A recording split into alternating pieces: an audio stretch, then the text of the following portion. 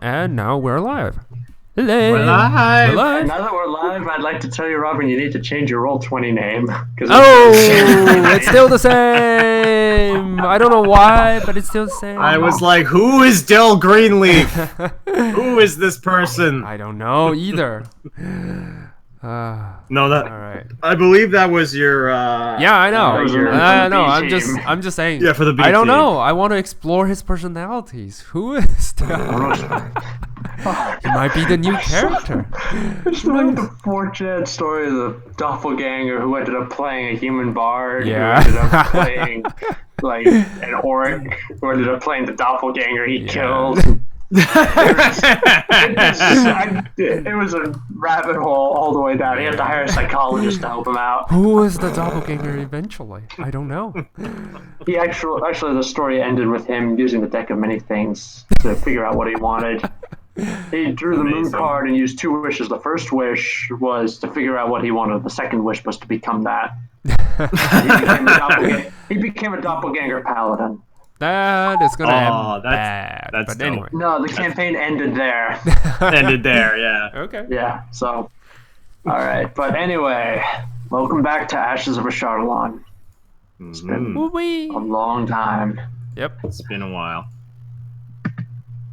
So, today we're going to be doing just the A team, and Justin will not be joining us, which actually works out very well because Meepo is currently doing dishes in the kitchen. Yep. Yep. Yep. So true. Meeple's doing Meeple things. Yeah. It'll be fine. Yeah. Alright, so last time on Ashes of a Charlatan with the A team, your insulting of Scheherazade al-Bari came back to bite you in the ass when her brothers popped into the Monastery of the Four Elements. They beat the crap out of all of you and took Meepo and Kelbi hostage back to the Plane of Fire. Sal was not taken because of the wish he made that Yay. involved making him immune to being teleported against his Bye, will. guys. Good luck with your afterlife. I'm going on my solo trip. But whatever. Actually, yeah, he decided he would go on a solo trip. Yeah. Yeah. Not so solo with the. Yeah, Aisha. Aisha. Yeah, Aisha found some help for him in the form of two people. The first is Sebastian Lakewood, the current heir apparent to the Lakewood family, and who currently is using the family sword to try to help you out. Mm-hmm. The second is a dark woman named Jania Karad, who is apparently a noble from Gloomrot. Lisa, who Lisa. Aisha thinks she can help you. Sebastian is, after failing to seduce Jania twice, Yep. Mm-hmm. traveled took you to the Plane of Fire, where the family has assembled a small team of about what did I say last time? Was it like a dozen people? Mm-hmm. Yeah, I believe so. I think it was like about a dozen or so. Yep. About a dozen people, dozen soldiers from the Lakewood family, and you are currently riding a giant fire beetle to the rescue of your friends. Your friends, however, Are have having discovered fun. that. Well, if of course you count walking around on a giant hamster wheel as fun. Yep.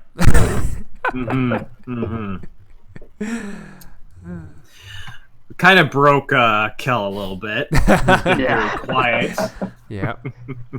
Yeah. When Kel broke, they dragged him back to the cages. They dragged him back to the slave pens, and he discovered that your friends Aramel, Sal, and Creed were alive. It turned out after reviving Creed, Ashton was attacked by Scheherazade and her boys. Most people in the town were killed, but it seems like most of the adventurers were taken hostage back to the Plane of Fire. Well, Kelbi reunited with your old friends. Meepo was sent to the kitchens, where he discovered the joys of leftover food and his long-lost love, Three Tooth. Yay. Speaking with Three Tooth, he discovered that the wily kobold had a plan to free the slaves and needed Meepo to cover for her while she put that plan into action.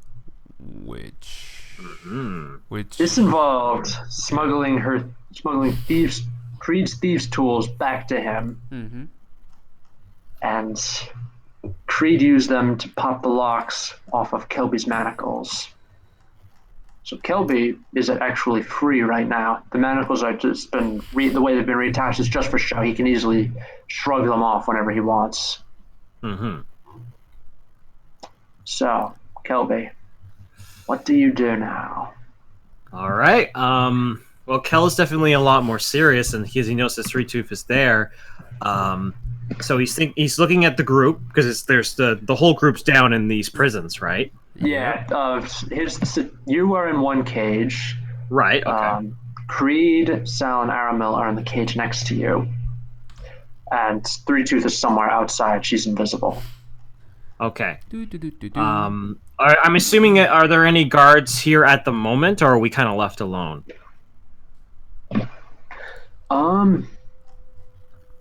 There's about 6 of these half red dragon mercenaries. They're currently at one end of the hall. They appear to be playing some kind of dice game. Oh, okay. I'm just gonna whisper to Three Tooth. Three Tooth, can you go and unlock everybody else's manacles? I think we're gonna try and make a break for it. Creed is gonna lean in close to you and says, "Yeah, don't worry, already done there." And he holds up his hands and shows that he's free, that the other 2 are free. Ooh. Okay. So I'm assuming, like, the plan that Kelbi's thinking is that the moment that these guards try and open up the prison, like the doors to basically say, "Hey, go back on the wheel," that's when we're gonna make our strike. Ooh. Well, you have no weapons. Yep. No, well, I've got weapons. Yeah. Technically, so does Aramil. Technically, so does Aramil. And I'm pretty damn sure if we can take out these mercenaries, we can just take their swords and I can hand them out to some of the other people. Let's see it. So, while you're making that plan, Three Tooth is going to say, "Hey, Kelbi. Yeah. Yes. Kelbi. Do you know what an iron golem is?" An iron golem? Yeah, it's a big, scary mech thing. Yeah. Make an Arcana check. Oh, good. I'm really good at those. Yes. Make an Arcana check. Oh, wow. That was actually Wow, that's really good. It turns out you are very good at Arcana checks. Yeah, an iron golem is a construct made of enchanted iron. It is virtually invincible. It can breathe poison gas. It carries a big ass sword in one hand and typically has a huge fist in the other hand. So it is, like I said, they're juggernauts. They're typically used to protect things that absolutely need to be protected. And so you also know that to power these golems, to power any kind of a golem, you need an elemental spirit that's bound inside of the golem. These spirits are typically spirits of earth because materials used to make golems are typically of earth, like mud, stone, or iron in this case. Right. So, what Three Tooth is going to say is, yeah, you know how golems typically need elemental spirits to power them? Yeah. Well, this golem doesn't have any elemental spirit in it. So I looked at it and I thought, hey, you know what? Kelbi's an elemental dude. Maybe he can power it up. Ooh, sweet. Ooh, that's not a bad idea. Yeah, sure. So we just have to get to this golem and maybe I can do something to activate it or control it? I was thinking more like you use your elemental magic to turn yourself into an elemental thing and then pop inside. Oh, Wait, you can do that? Kelby thinks, can he do that? Can he do that? No clue. I mean, you know, he's the son. An exceptionally powerful descendant of one of the founders of the Way of the Four Elements. But can he do that? We'll see. I mean, like, as far as like ability wise, the best I can do is maybe I'm thinking that maybe if I call the wave next to this thing, I can maybe channel enough elemental energy that maybe I could perhaps trigger something to happen. Because I'm trying to think of something specific that would be like strong and elemental. That's not just maybe one of my key abilities, but I think that would be the best thing that I could do. Okay. All right.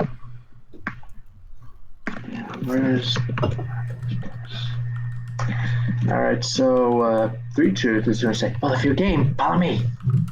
Okay. And All right. she's going to open up your cage, pop your cage door open, and open the door and gesture for you to come out. Okay, I will stealthily try and sneak out, giving the rest of the group a little bit of a nod. And yeah, Creed is just going to give you a thumbs up. So make a stealth check. Oh boy, I really need to get training in stealth. You'll have advantage because they got you distracted with their game. Hey, 22, not bad. Nice. All right, so you follow her to one of the 3 pillars in this hall. You see there's a rope dangling down from the rafters in the ceiling. Okay. Yeah, so she beckons for you to follow and starts pulling herself up. Okay, I'll grab onto the rope and just start, mountain climbing my way up. Yeah.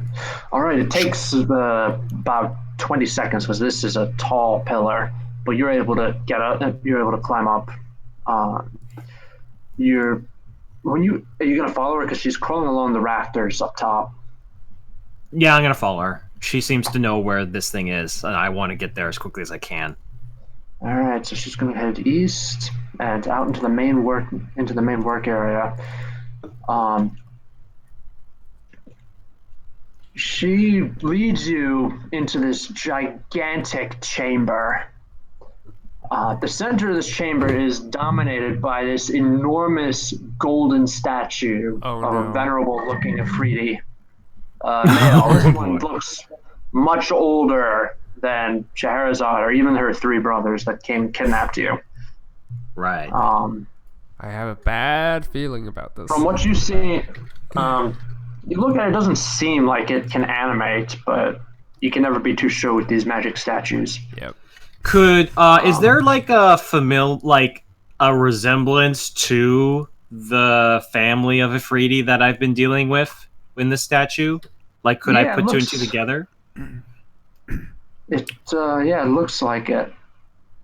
Yeah, you saw the statue, and it looks like one of their family. It's just older, like a lot. I'm thinking either like a descendant or something like that. That's what I'm thinking. Yeah, it looks like one of their ancestors. It looks like, or maybe maybe their father or grandfather. You don't know. But yeah, you can see there are a couple. Yeah, there are a couple of salamanders, these huge flaming snake-like creatures slithering around on metal gantries that are built into the upper level of this room. There's also a huge bucket chain that circles around in this room that's bringing metal ore that goes into that goes out of sight to the east, and then when it comes back, it's melted down into liquid gold that slaves use these long poles to tip and pour onto the statue to make it get even larger. That's interesting. All right. Yeah, dangling from chains on the ceiling, ropes and chains from the ceiling, are dwarf slaves who are using hammers and chisels to carve the statue, to direct the gold, using tools to direct the molten gold where it needs to go. Right. Makes sense. So on. On the bottom floor, you notice there's an enormous fire giant just standing. looks like he's playing with a group of hellhounds. Whoops. Oh, there's a lot of people that are going to be problems in this room. Okay. Yeah, she's like, yeah, but we're not gonna fight these people. You're gonna follow me. Yeah. No, I know. So I'm just, Kel is definitely, sweating from the heat. He's just generally trying to keep himself focused. But like after hearing what happened in Ashton, he is much more in the game now, and he's following through tough. 1 second. Okay. So 3, 2. I need a moment to plan how we're gonna get there.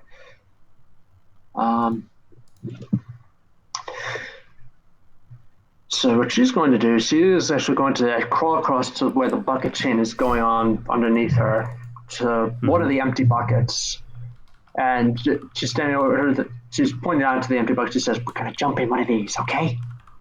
Okay, all right. It's going to be a little hot. All right.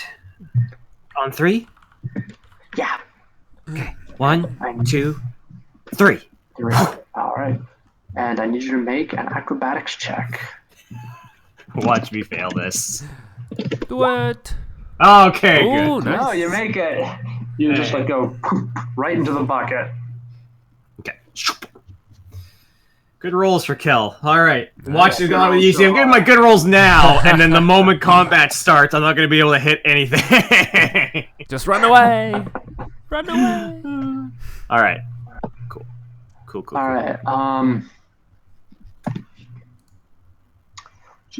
So you sit in the bucket for a minute as it goes trundling around. You can feel the bucket as it turns around the corner, and then the 3-2 is going to say, "Yep, this is our stop."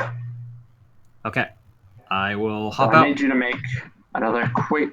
I need you to actually make a stealth check. It's easy. You don't need to make a check to climb out. The interior of the bucket is rough, so there's plenty of hand and footholds. But you do need to make a stealth check to get out unnoticed because this place has people inside of it.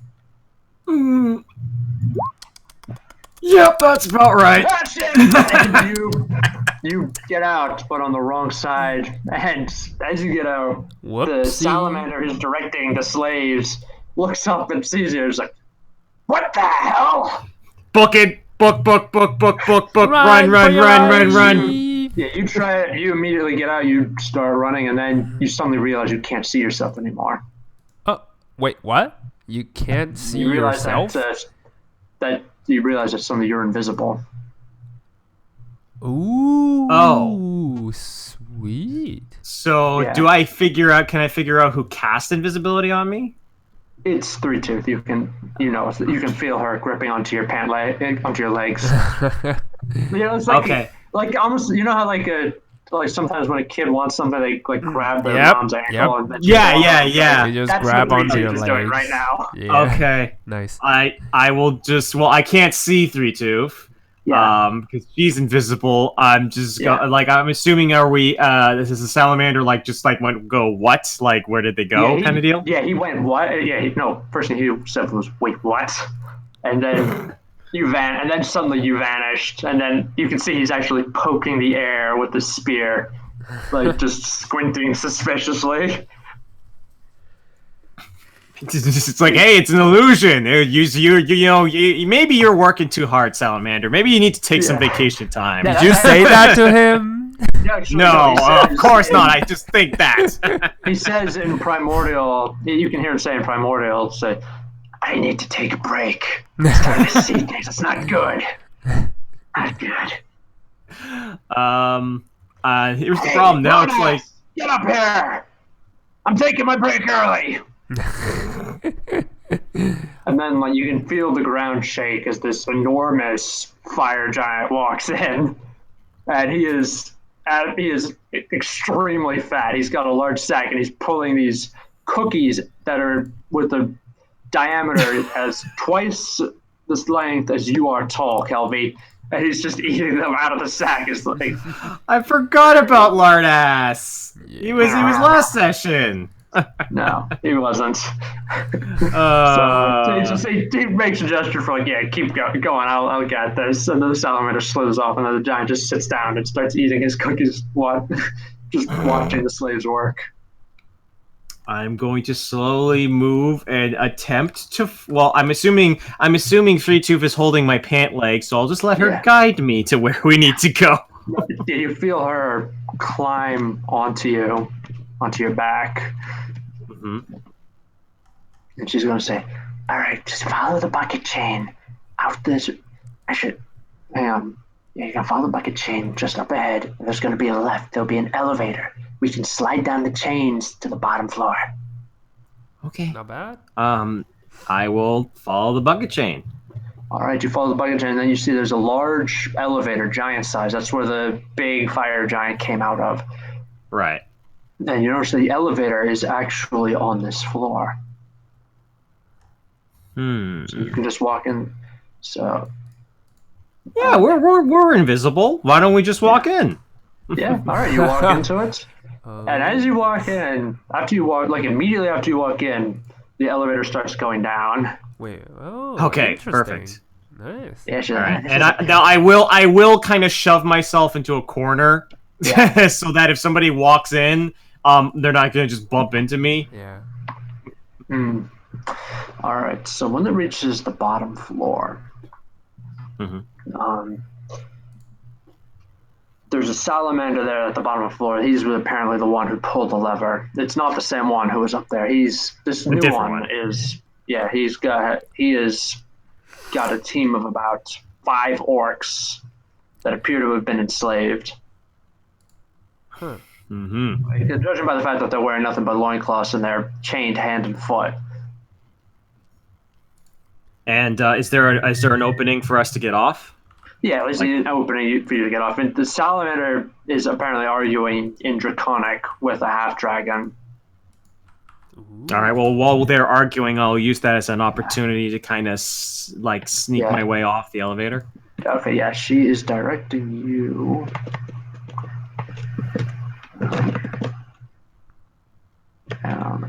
This is a very large and confusing place. I figured. Even for the dungeon master. Yeah, all right, so she's going to direct you up to the north to the feasting hall. You can tell it's a feasting hall because it's got a bunch of tables. You could see like 30 or so kobolds running around cleaning up. And she's going to say, all right, first thing we're going to do, we're going to go to the kitchens and we're going to pick up Meepo. Okay. How is Meepo doing? He's doing my job. The dishes. Which means he's also doing leftovers. great. He's eating leftovers. Yeah, that sounds like Meepo, all right. He's disappointed that they don't have cheese. What's cheese? Do you know what cheese is?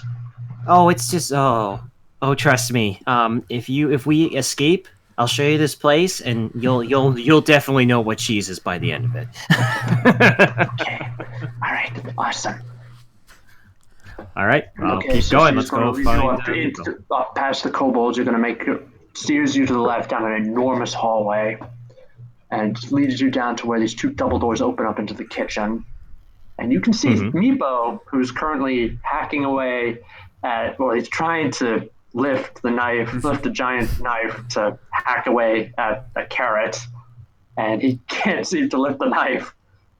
And to be fair, I mean, like the knife would be like the size of a greatsword for a human. So. Oh Jesus! Yeah. That's a long sword for him, probably. Yeah. A great sword for a human would be like something too large for him to lift. Yeah. That's a hefty thing. I guess I'll walk over and I'll just tap him on the shoulder. Tap. He's like, No, Meepo, it's us. It's me, Kel. Voices in my head. Stop talking. Meepo, it's me. It's not a voice. I'm here with 3-Tooth. Well, look, if you're not a voice, why can't I hear you? Wait, what? why can't I hear you? What? No, why can I hear you? Why can I hear you? I'm like invisibly, I'm a little bit like rubbing my temple. Yeah. And then 3-Tooth is gonna lean in and say, Meepo, we're the voices in your head, and we're telling you that your friends are waiting for you in the storage room over there.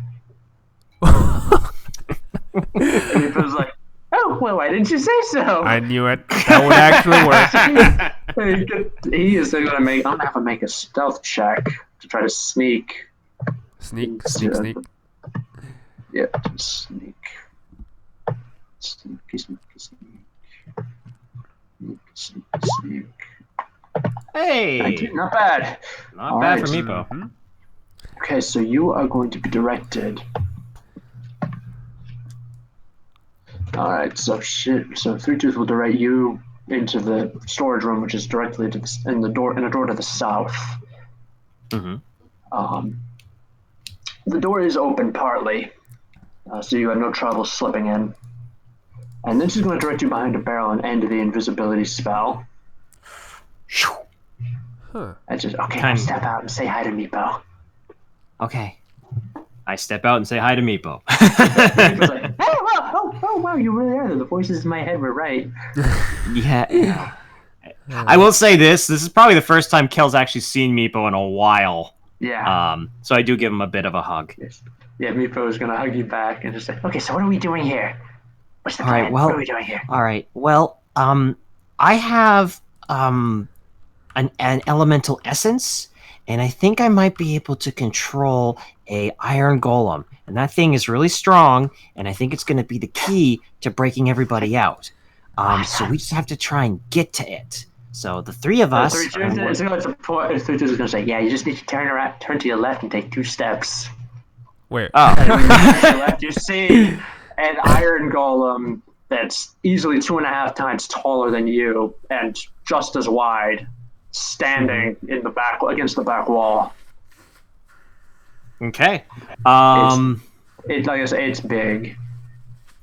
It's big. It's just standing there. Does it have like a sword or anything next to it? Yeah, it has a huge sword in one hand, and its other hand has been replaced with a carved representation of a bull's head.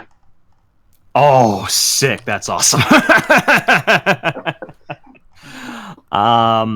Kel's just gonna look and see if there's because I'm assuming if I'm gonna call the wave, it's gonna attract a lot of attention. So I'm gonna look for an opening, in which I think I can do that.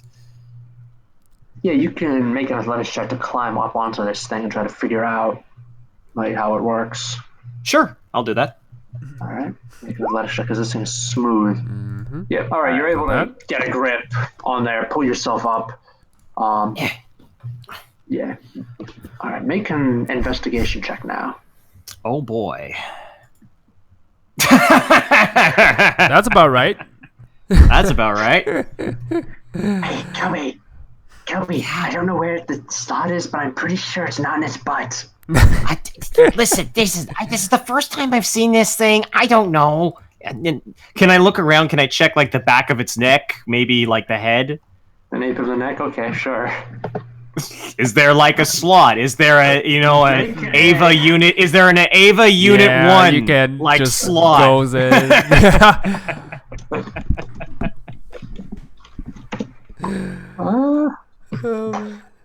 Make an investigation check. Again? Make another investigation check, and Three Tooth will stop making snide remarks, and she'll give you a hand. All right, cool. Hey! All right, that's much better. That's interesting. All right, yeah, you find the switch. So you flip the switch, and the chest actually silently slides open. Oh my god. Ooh. Please tell me I'm about to get into a mech. Please tell me I'm about to get into a mech. This is going to become the most anime session ever. Please. You look inside, you see there's nowhere for you to sit. There's Damn it. There's no controls.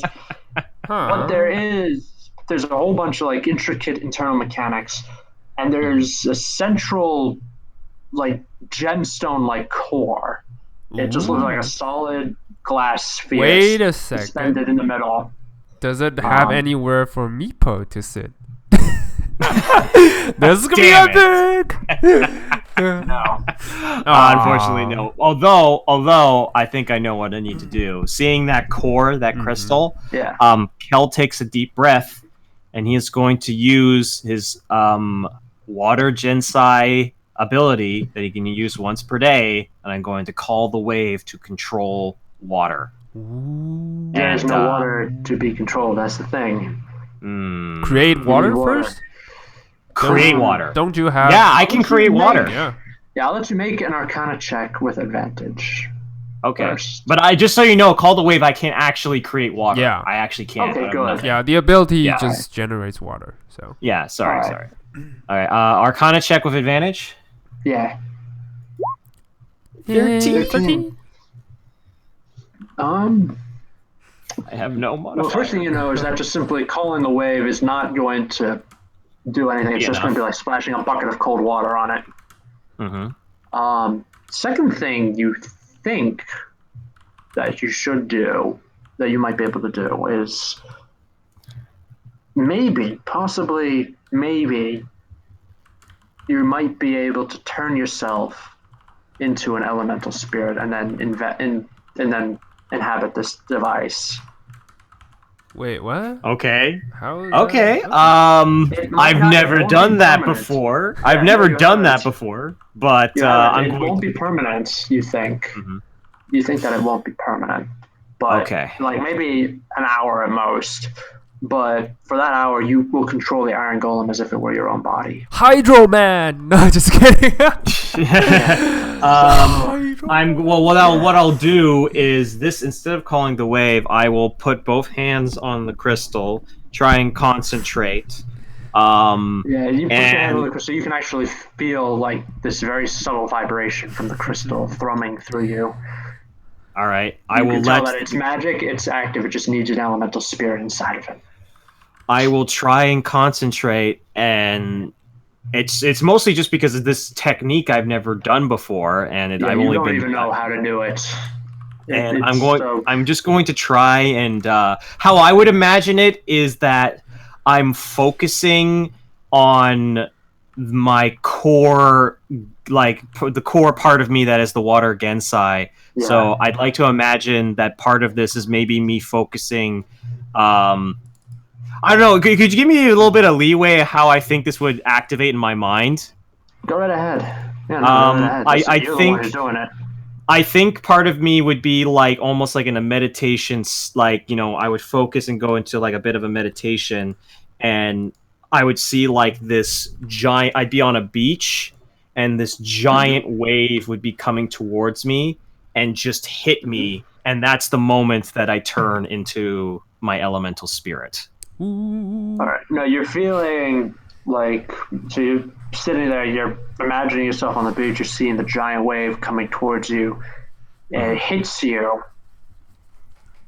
and then you are in the water, and then you're suddenly imagining yourself underwater. And being a water Gensai, you can breathe underwater. Yeah.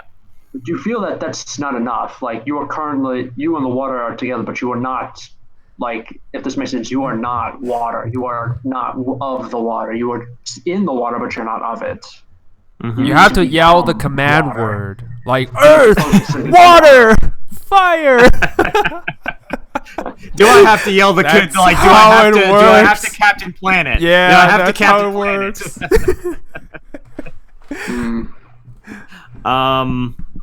It's not enough. I'm trying to think specifically what I'd need to do. Maybe, I think. Yeah. No, never mind. Well, let me think this. Let me think this through. If it's not, if water alone is not enough, then maybe it's probably all four elements. No, it can be water, but it has to be water with, like, you have to be water. You can't be a water Gensai. You have to be water. You have to be an elemental. That's what elemental water is. It's water with sentience, basically. Earth, wind, while I'm underneath the water, can I just try and like breathe? Well, like, I know I can breathe underwater, but can I just try and like almost like breathe it in so that it's part of my body and see if that is a triggering effect? Make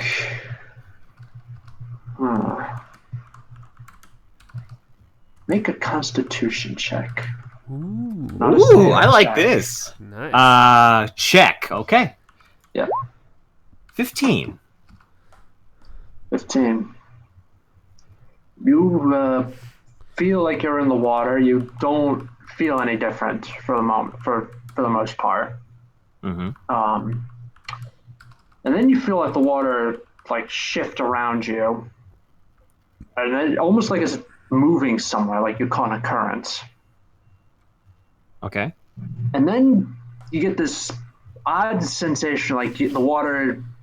You get this odd sensation, and then you hit something like a glass bottom.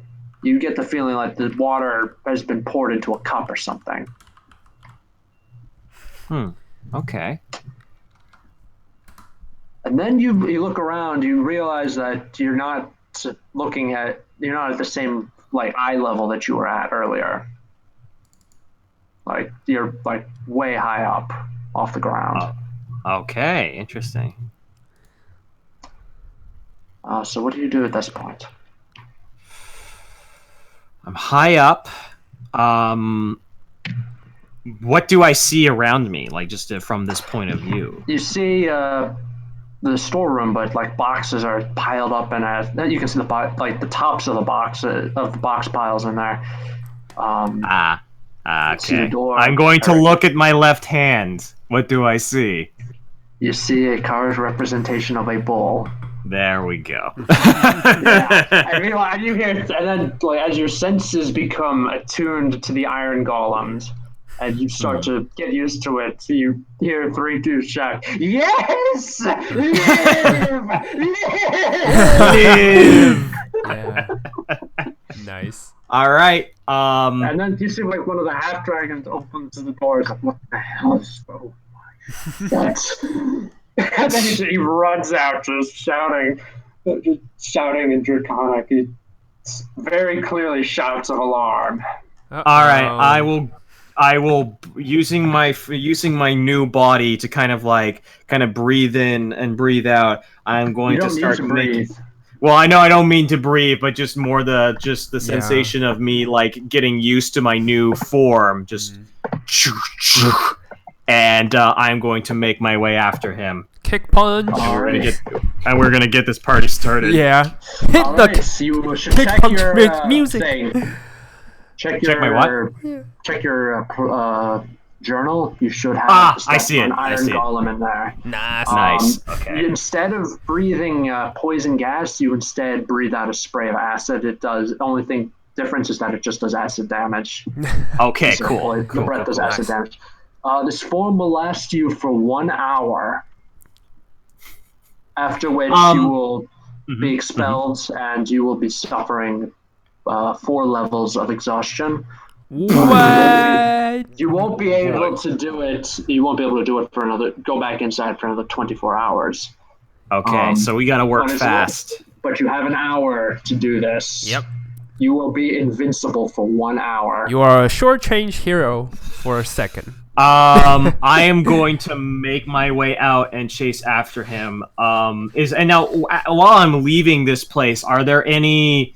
Can I speak? Can I You can speak. Yes, you have a very metallic voice. Okay, in my metallic voice, I will just say, I am. I'm trying to think what would I say would be interesting. So all the little kobolds are running away screaming. Okay, all right. They're not going to be convinced, so I'm going to save that for later. I'm just going to make my way out and chase after them. Yeah. All right, you chase after the guy.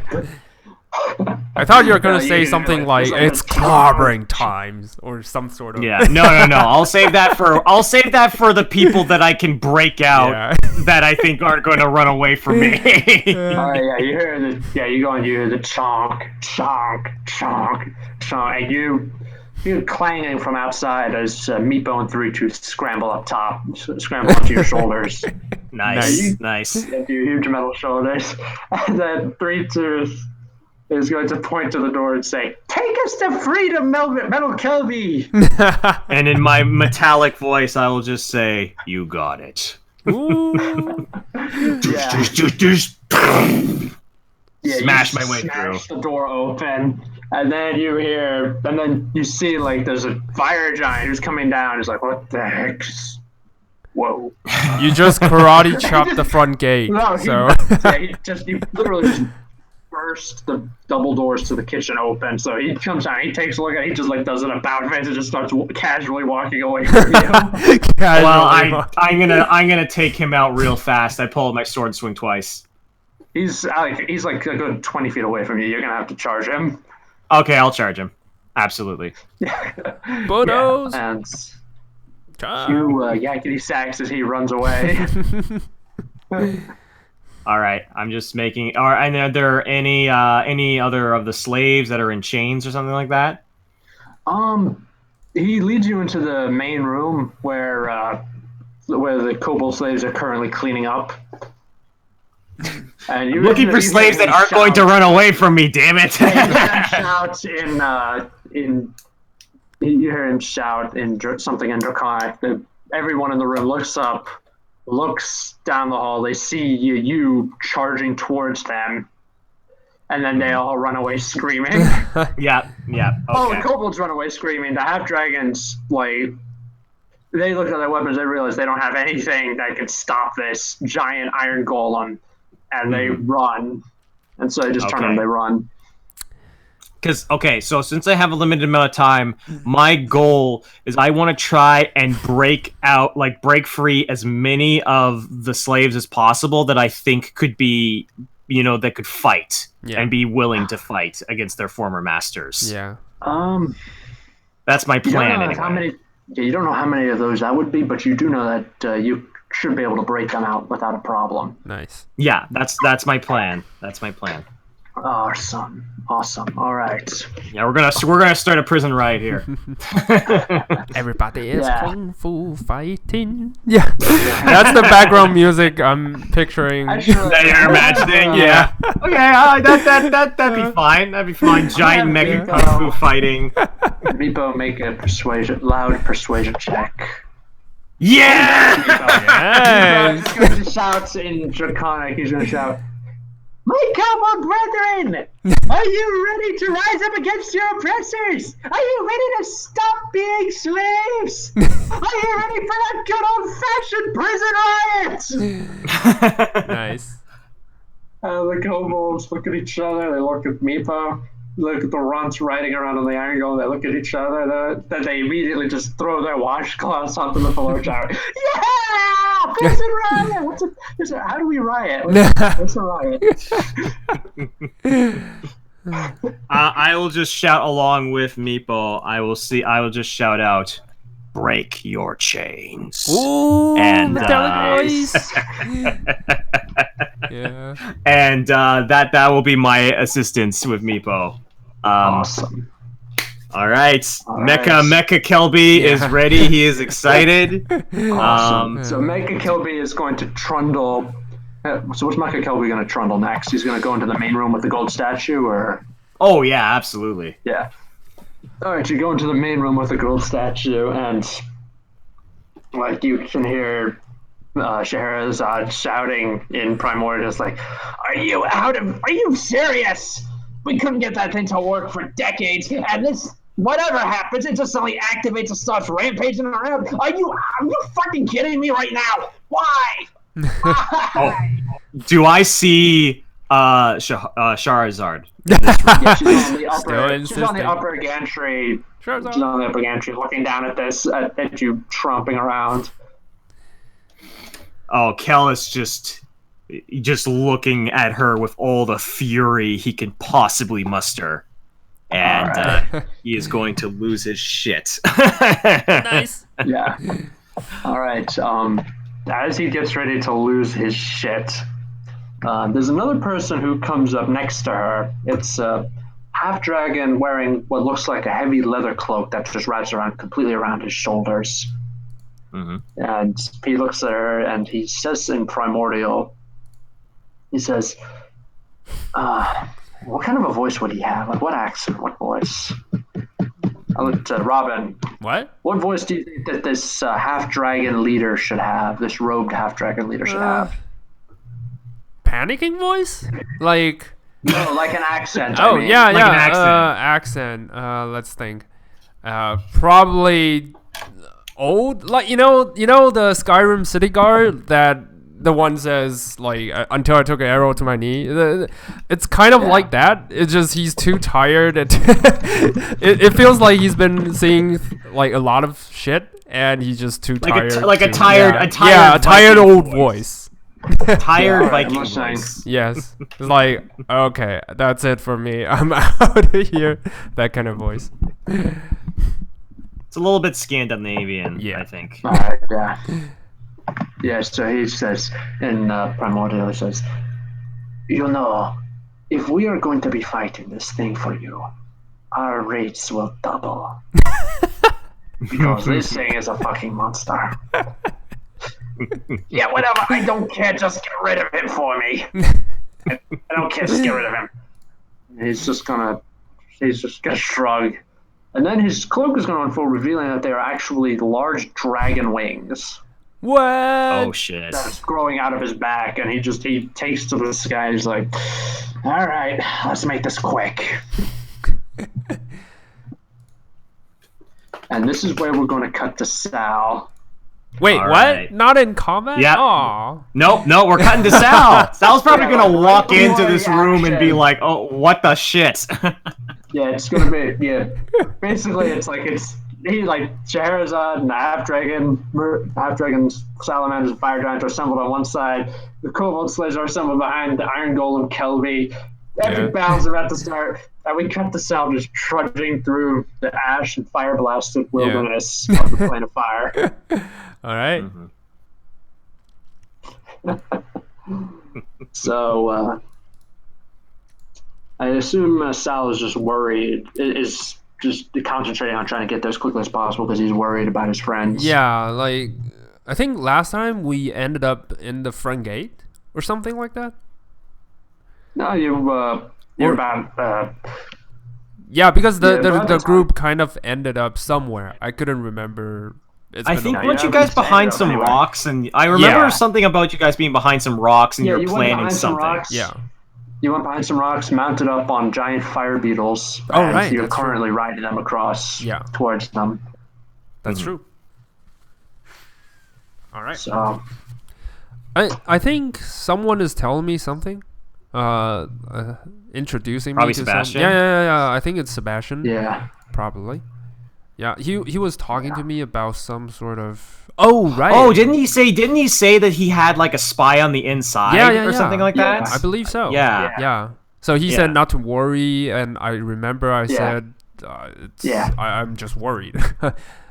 And I tell him to shush and to move along. I believe so. Just as fast as I can. We need to go. Go. Yeah. So that's about it. Yeah, as you go.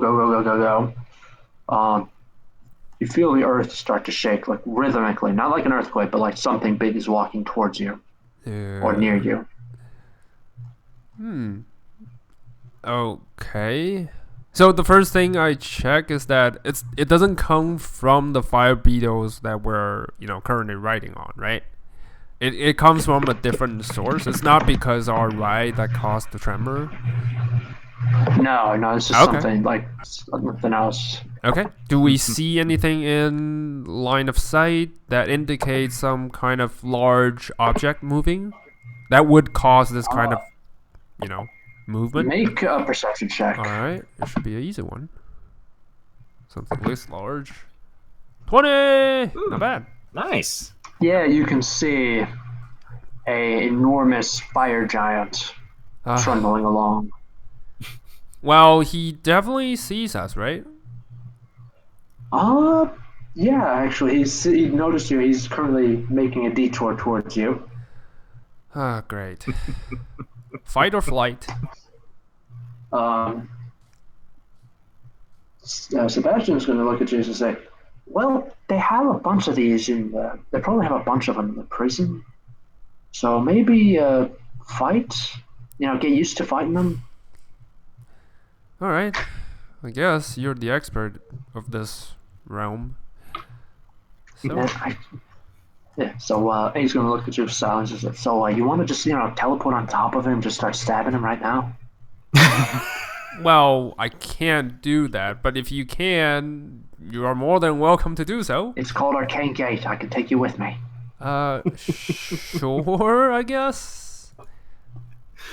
One less obstacle, the better. Do it. Yeah, I'm saying sure. So, 'cause- I like the idea you went sure, and then he grabs you. Poof. yeah, Actually, it's more like he points Audie out there, like directly in front of you, and Audie generates a portal that leads. You can see the other end open up right over top the yeah. giant. It's like And then Blink's ability in X-Men. Just Yeah, like, yeah. from the Yeah, and top. then he grabs you and like shoves you through the portal. All right. Yes. Oh, And he jumps after you. You Yeah. land like right on the giant's shoulder. all right. Cool. So, And I was like, what the hell? yeah, I Who are just you? I don't How'd say you a get up word. here? Oh, by the way, Whippersnapper. do we drop from the sky? Yeah, basically, you All right, drop cool. right onto the cauldron. So can I say I raise my warhammer and just do a, Conan kind of jump style, and in the mid sky, I was trying to aim for his head. So it's Yeah, like, it's been very hard to miss his head. yeah, but, I'll do it. He's got a very thick skull. Make an attack roll. Alright. Yeah, make your attack roll with advantage. You got him by surprise. Nice. Oh Bonk. yeah. Bonk. All right. 12. I'll use one. Let's see.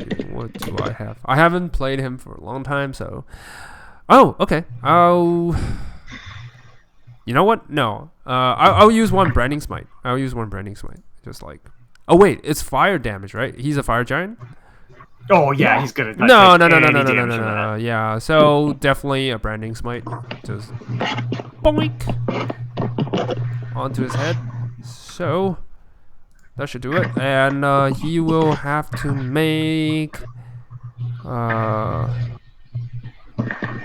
believe it's Oh constitution. no! It doesn't do anything. Yeah. It just deals radiant damage, and if he's invisible, he turns visible. That's it. Oh, okay. It's just so they can invisible if possible. All right, so let me see here. But that's the only smite spell I have currently, so I'm just gonna do it. Yeah, All right. it's extra damage. Yep. Can't go wrong with that. So true. So total of 20 points of damage. Just Yep. that's about it. Okay. Sebastian. Let's make his attack.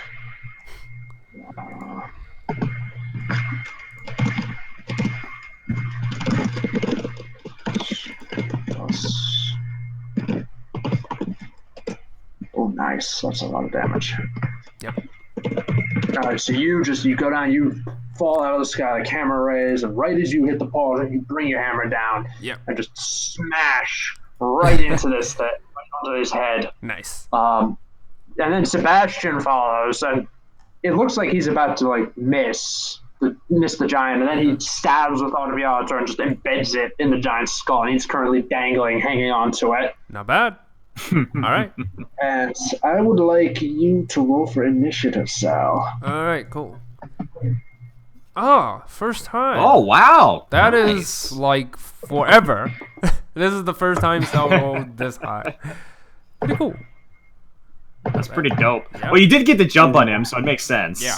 Yeah. Alright. As somebody who played Alexander for so long, the airdrop paladin Yeah. is usually not expected. It's the classic. Just It's a know- classic. Yeah. Just know about the guy. Yeah. Music. It's a good song. Hoya.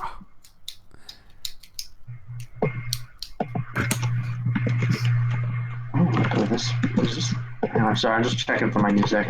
Don't worry. Take your time. Okay, that's a good one. It still has. Let's get this initiative rolling here. Sebastian.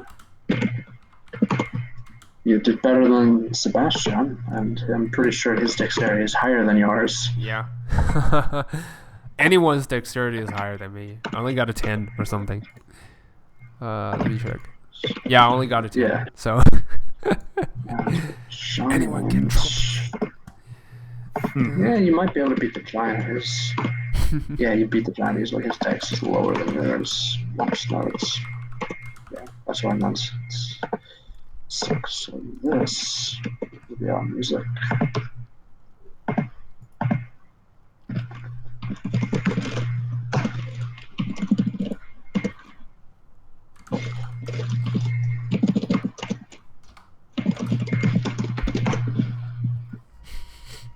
There we go. Yeah. So Sal, what do you do? Alright, I follow up with attacks. So I'll just follow up with another strike. Uh-huh. Oh wow. Wow. I haven't. Interesting. Sal has Also, been your pending up. smite is doubled, by the way. Yeah, so Because branding smite is Yeah. is just a concentration. So Yeah. when you roll for branding smite, just double it. yeah. Yeah. Do, do, do, do, do, do, do. Huh. So 9, 18? 18. Yeah. Yeah. I was just like, ow, that. You just like bring it down. And you Yeah. just, like, you literally just smash his nose right off his face when he turns to look at you. Yeah. Nice. So his nose goes tumbling around. He looks at you and says in his nasally voice, "I just read attacking me." I don't understand. Bye. I don't understand. Stupid. No, just kidding. I don't understand. All right. All right. Now it's Sebastian's turn. Do it. I'm actually gonna have him make an acrobatics check to try to flip up. All right. You see him. He Sebastian swings back and forth on Autobiatra and then does this flip in the air. Swings Nice. up, pulling Autobiatra out, does a flip and lands on top of the giant's head. He puts Autobiatra away. He sheathes it, and then he pulls out from off of his back a bow from a quiver out of his back. Ooh, sweet. A longbow. It looks like it's made by elves. Ah, nice. Yeah, he pulls an arrow out, draws it back, and as he aims, you hear him whisper in Elvish, "Swift death to my foes." It's oathbound. It's an oathbound, but I don't understand. Yeah. And then he just lets fly with the bow. Nice. It's. And as he fires, he lets go of the arrow, you see the arrow transform and then turning into a transparent, almost glass version of itself. So sweet. I really hope Sal is smart enough to know what it is, but he's not. Make an Arcana check. I don't think so. Wait, what? He saw this before. Nice. Nice. Okay. What that is, you believe that's an ability that Horizon Walker Rangers have. It lets them turn any damage they deal into force damage. Ooh, So it's certain to bypass almost any resistance that the enemy has. Wait, I thought it was. Also makes that. Oh, okay. So it was not the bow itself. I thought it was an oath bow. Okay, interesting. It's an oath bow. Yeah, he's using an oath bow. Nice. But this is an actual ranger feature. Ah. It Nice. not only turns what you do into force damage, but it also increases the damage by 1d8. Sweet. Yeah. Oh, nice. Alright, minus 2.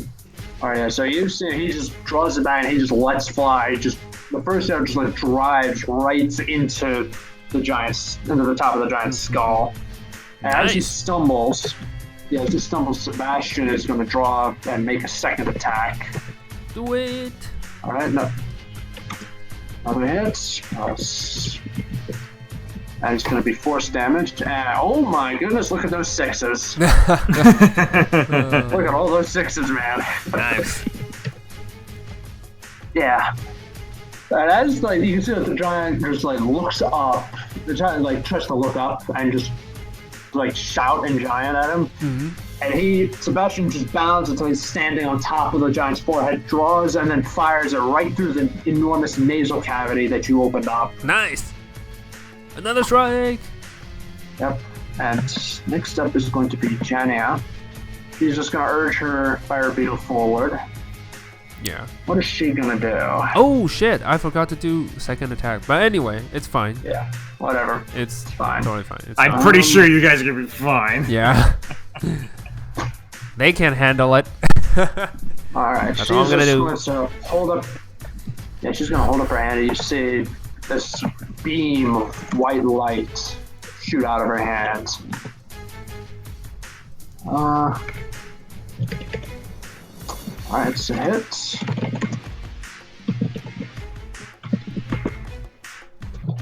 Okay. So you see her hold up her hands, and this when the beam of white light hits the giant, you see like these large ice crystals just suddenly sprout inside of him before shattering, releasing this bitterly cold air. Ooh. Interesting. Causes the giant to it's ray of frost. Nice. That's what it is. Nice. So the giant just stumbles, hacking away. And now it's his turn. So as he's coughing, just like trying to get the ice out of him, he's gonna reach up and try to slap Sebastian. Sebastian did the most damage. Okay. That's So plus Sebastian's the only one he's actually aware of. Giants.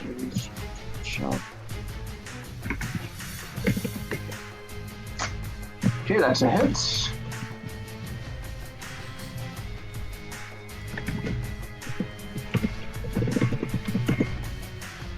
Not bad.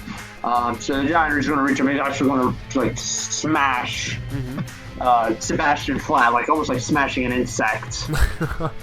But when he lifts his head up, you see that Sebastian actually laid himself out flat, so that actually mitigated the damage. Nice. He just leans like- himself against his skin or something, just like. Yeah, Nice. it's almost like Yeah. It's almost like if you've ever tried to like smash a tick. Yeah. Like it's very hard because like the shape of their body. That's what Sebastian did. He just lays down on top of the giant's forehead, so Nice. the giant can't like smash him. Nice. By the way, Nice, Sal, nice. it's your turn. Take Oh, an okay, attack. cool. 2 strikes coming right up. All right, first attack. First attack. All right, that's it. What's the damage? Oh, okay. Damage wise, ooh, not bad. 13. Okay, how do you want to do this? Oh, okay. I smack his. Well, by the falling, I probably reach half of his body, like near his abdomen.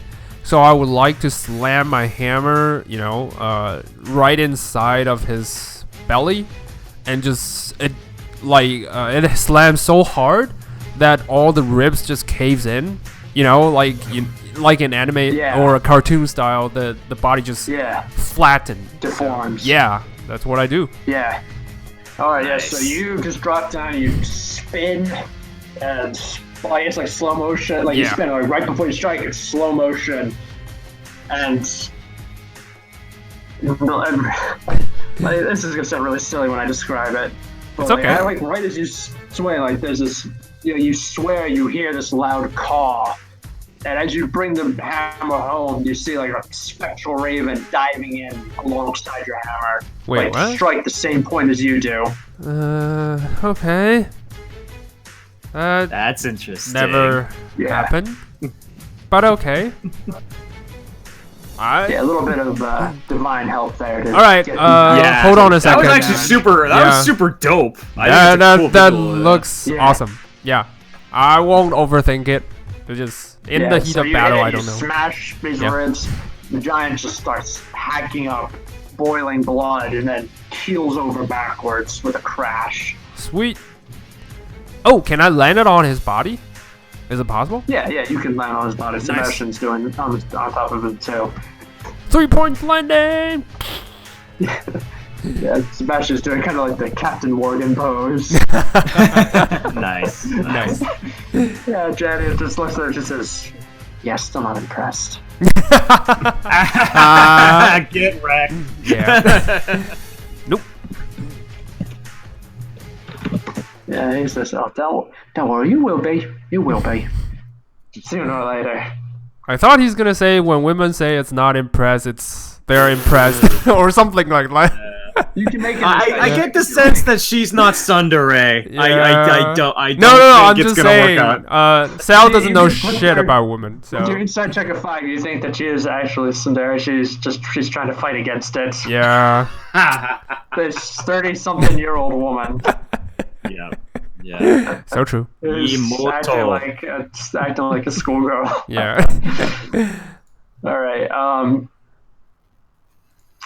All right. So first things first, you get experience, Sal. Oh, interesting. Nice. And your share of the experience is 1,667 points. Ooh, nice. stuff. 1,600 and... Ooh, let's see it. Nice. All right. So after that little scuffle, Mm-hmm. get back onto your fire beetles. You leave the dead giant where he fell, Yep. and you continue onwards. Yeah. How far away are we from, the location? Another hour or so, not far. Okay. Cool. All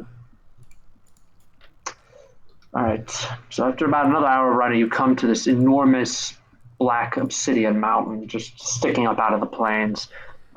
Built into it into the side of the mountain are a pair of these giant-sized doors.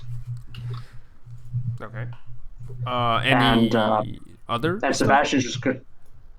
Not as far as you can tell. Sebastian's just going to ride right up to the door. He's going to ride right up to one side of the door. He's going to dismount his fire beetle.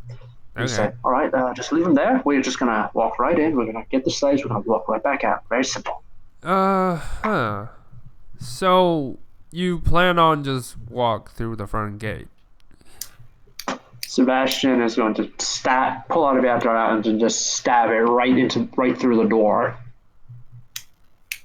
That And as he would does, work. you can see the iron door just deform and then form a human-sized archway through the doors, which are easily like about a meter and a half thick. Okay.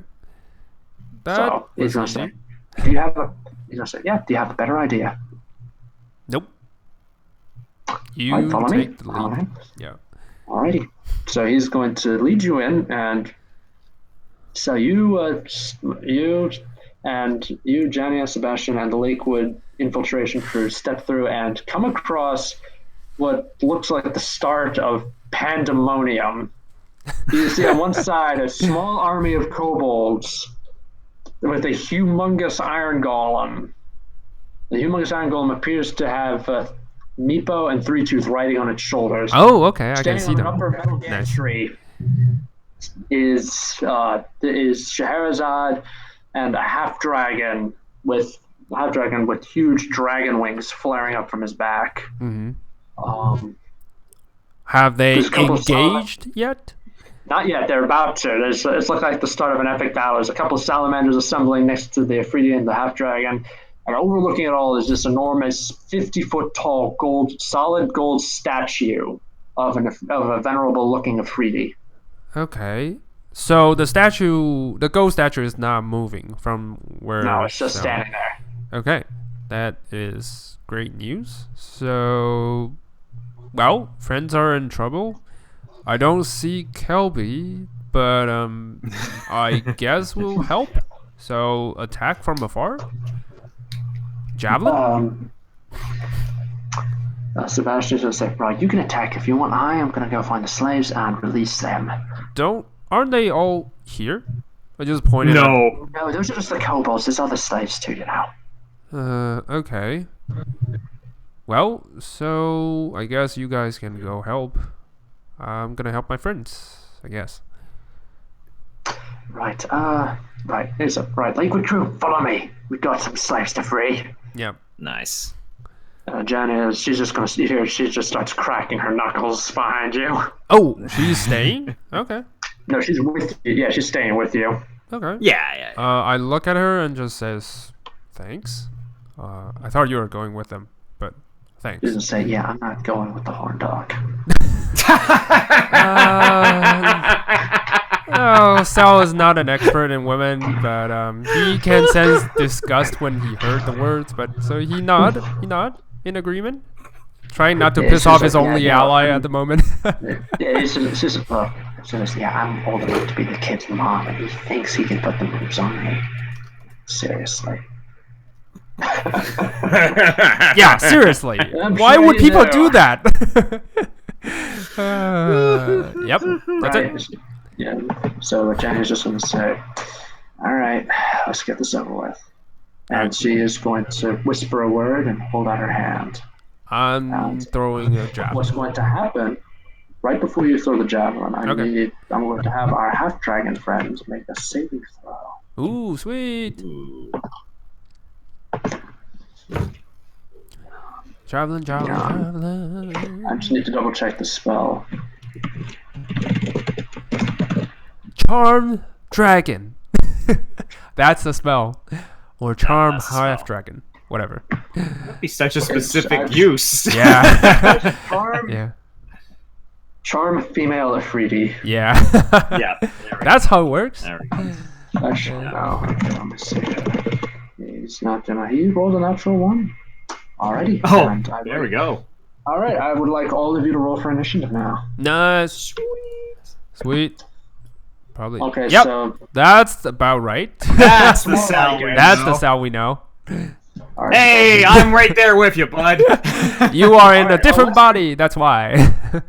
But All yeah. right. What's the Iron Golem's dexterity again? Sal is going first. My dex is garbage.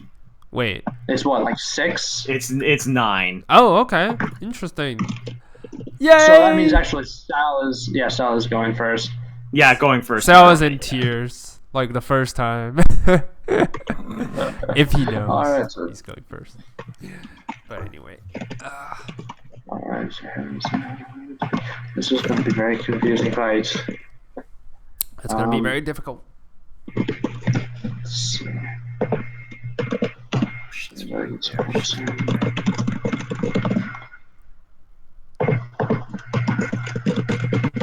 Yeah, figures. Scheherazade is. Well, I mean, she's Yeah. fast. She's fast in fast. general. All right.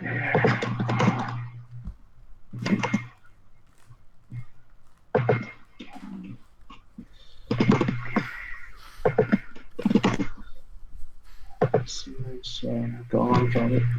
Sarah's going for the Golem.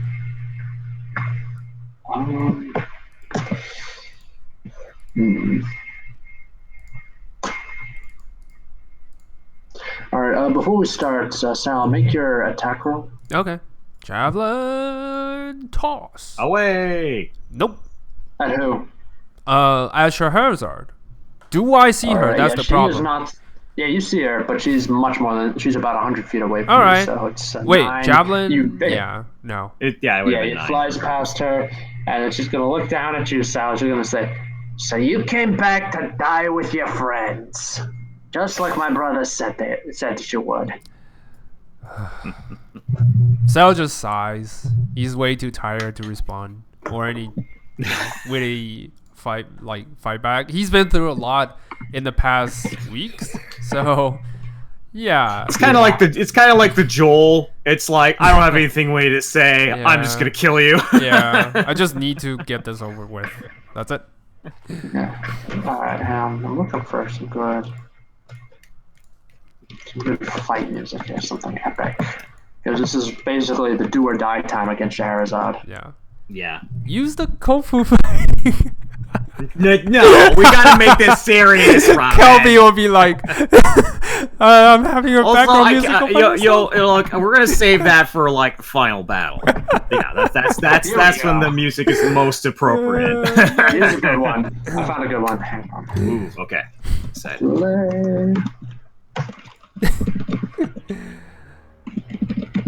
Ooh, nice. Nice. Alrighty, so Scheherazade is going to. The first thing she's going to huck a firebolt at Sal. All right. Actually, I call it a firebolt. It's more like an orb of fire. Okay. So what is Sal's AC? 18 at the moment. Alright, that's a hit. Alright. You take 17 fire damage. Okay. Well, that's about right. 17? Alright, you and said? then she is... Yeah, and then she's going to huck a second one at you. And it misses. Alright, cool. It splashes against your armor. Okay. So... Perfect. Alright. So, let me see. So what's next? The salamanders. Screw you.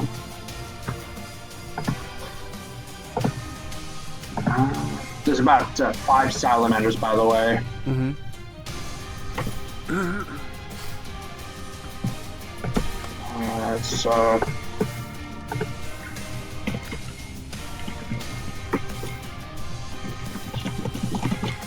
So what salamanders are going to do? They're actually going to slither down in your direction, Sal, but they're not able to make it, even with 60 feet of movement. Yeah.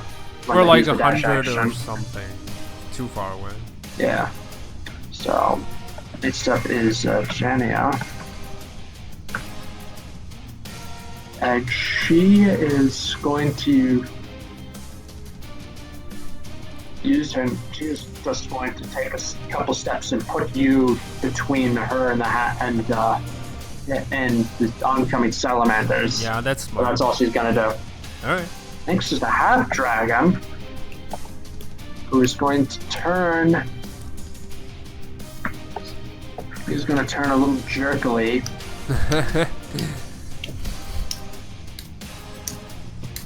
What's he gonna do?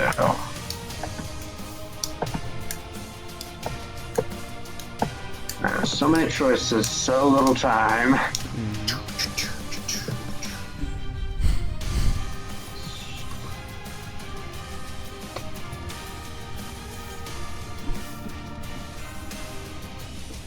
Ooh, that's what he'll do. Okay. He's going to point his finger and he's going to cast a spell.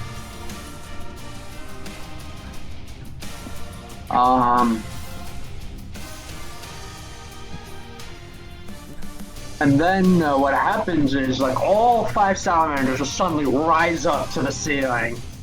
Ooh, Ha, sweet. nice. About 100 foot Yeah. in the air, 100 feet in the air. Stone column or something? No, just like Reverse gravity. Like somebody just lassoed them and just dragged them up. Wait, reverse gravity? That's a... Holy shit. Yeah.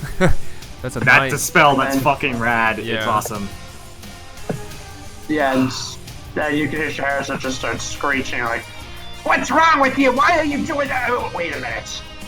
Wait a minute. Yeah. Yeah." And she just points her scimitar at Jania, who's smiling who's giving a very twisted smile, like the first smile you've ever seen her give. I don't see it. I'm in front of her. So I thought Scheherazade Kelbi is... sees it. Yeah. Oh, I Kelbi see it sees for and sure. He sees it, and the first thing he thinks is the evil mastermind watching her plan unfold. Yeah, Nice. yeah. I only see Right. Scheherazade Oh. pointing at me, so I was like, Yeah, shrug. your move stop. I just gave her a shrug. Mm. Alright. Alright, your move stop. Now it's my turn, so... let's see. Alright. Okay, I think I know what I'm gonna do. So I'm gonna charge. Okay. Towards a... let me see how far I can go. So 30 feet, probably not enough. So if I walk closer 30 feet, yeah, probably not. No, it's okay. In that case, I will just cast... Yeah, I'll just use my bonus action to cast... Oh, protection from good and evil. Okay. Just like, yeah. And celestials. So they have disadvantage on attacking me. Elementals, you mean? Yeah, Elementals, elementals. Sorry. elementals. Elementals. Okay. Alright, so you are going to give them disadvantage. You can't be charmed, frightened, or possessed. Yep. Alrighty. Yep, that's it. That's all I can do. Okay. Alright, Golem Kelby. You can't Alright, couple questions. actually... Reach I was her. going to say first, you can't walk up to Scheherazade because of where she is, but you can get underneath her and then spray her with acid. Ooh. Alright, I got a question. Possibly even dissolve the gantry that she's on. Ooh, that's interesting. Because the other thing that I was going to do was that I was thinking, how big is that gold statue? It's easily 60 feet tall. Because what I was thinking, depending on how high she was, I was actually going to try and knock into the statue and try and get it to fall towards her. Nice. Okay, yeah, you can do that. You can do that. You might need to weaken it on one side first, but you Can I take like a can I make a slam attack to weaken it, and then my second one is just to knock it so that it goes tumbling towards her? You can spray acid onto it to weaken it as well. Okay, I'll do that because I want to make this cool and cinematic, and also this will piss. All right, so Kel You guys just spray acid on it and melt it. Melt just enough that I can give it one big slam and or just like a push. Nice. So that it will come crumbling down towards her. Okay, so you walk up to it, you see this iron golem walk up to the statue and then just spray acid on the base. Ooh. It's a large arc now that you can actually drop it and crush whoever's standing underneath it. So you need to be a little careful with that, Kelby. Yeah. Mm-hmm. I'm still gonna do it because I want to bring her down. Do it. All right. So, what do you do now? Is that your turn? I would try and either use my bonus action just to push it and see if maybe that might be enough to get it to fall on top of Scheherazade. Well, with your bonus action, you can't push it, but you can use it to determine like how hard it will be to push it over. Sure, I'll do that. Like you're basically like you're feeling it. Okay. Okay. I'll do that. Okay. Yeah, when you do, you feel at first you can push it. There's a very large arc you can push it over. So even if Scheherazade moves, as long as she moves deeper into the room, you should be able to knock it over and flatten her. Okay, that's what I do. You feel that you don't need to make any kind of a check to knock the statue over.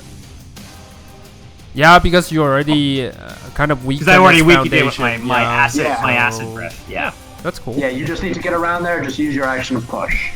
Nice. Okay, perfect. I guess that's my turn then. Right. Speaking of turns, it is Scheherazade who suddenly realizes just like what is happening with her half-dragon spellcaster, and then she just gives this screech of hatred, and is going to charge. Actually, let's see what she'll do. Double check the spell Jenny is using. Let's see here. Dominate. Resistant. Dominate human. Or. Alright. So, what she is going to do is she's actually going to fly up towards where the half dragon is hovering. And she's going to attack it, just screeching in Draconic. Oi! Come on! Wake up! Oh, she's doing something. Yeah. She's doing something. I don't think it's that simple. And she rolls a natural 1 on her attack roll to hit it with her scimitar. Ooh, sweet. So she flails and misses. Second one hits. Alright, he takes some Probably damage. trying to dispel. No, she's Yeah. trying to use the pain to let him regain consciousness. Basically, to reduce. Yeah, she's damaging him to try to. Yeah. She's damaging him to try to force a saving throw. Interesting. I So- thought she okay. had Interesting. dispel magic. She does not. Okay, interesting. And he is still Jania's pet. Nice. Well, Nice. Is probably the better word. Yeah. The That salamanders can do nothing but writhe in the air and scream autistically. Yeah. Mm-hmm. Alright, Jania is going to actually have have the half dragon end his concentration on his spell. Ooh. Oh, let them He's gonna drop. end the concentration on reverse gravity, and they are going to drop and take damage. 120 feet. Nice. 100 feet. Oh, 100 feet. Still, Yeah. the fall damage is It was- no joke. The fall damage should be 10d6 because Yeah. it's a d6 per 10 feet. Yeah. Yeah. Okay.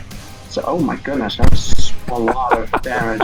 Oh, don't worry. Guess what? The statue's falling down on them. So Yeah. They're gonna be wiped out in a turn or so. Oh Yeah, yeah, so- this is gonna be great. So what happens is they all fall and they all take 42 bludgeoning damage from the fall. Wow, that's like I mean, they're still holy alive, shit. but they're in a lot of pain right now. Yeah.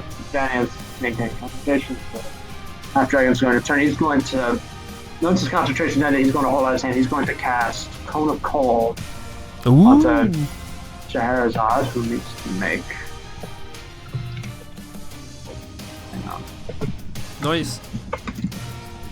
Trying to make. Probably should have go with Sebastian, since Genya is dominating the field.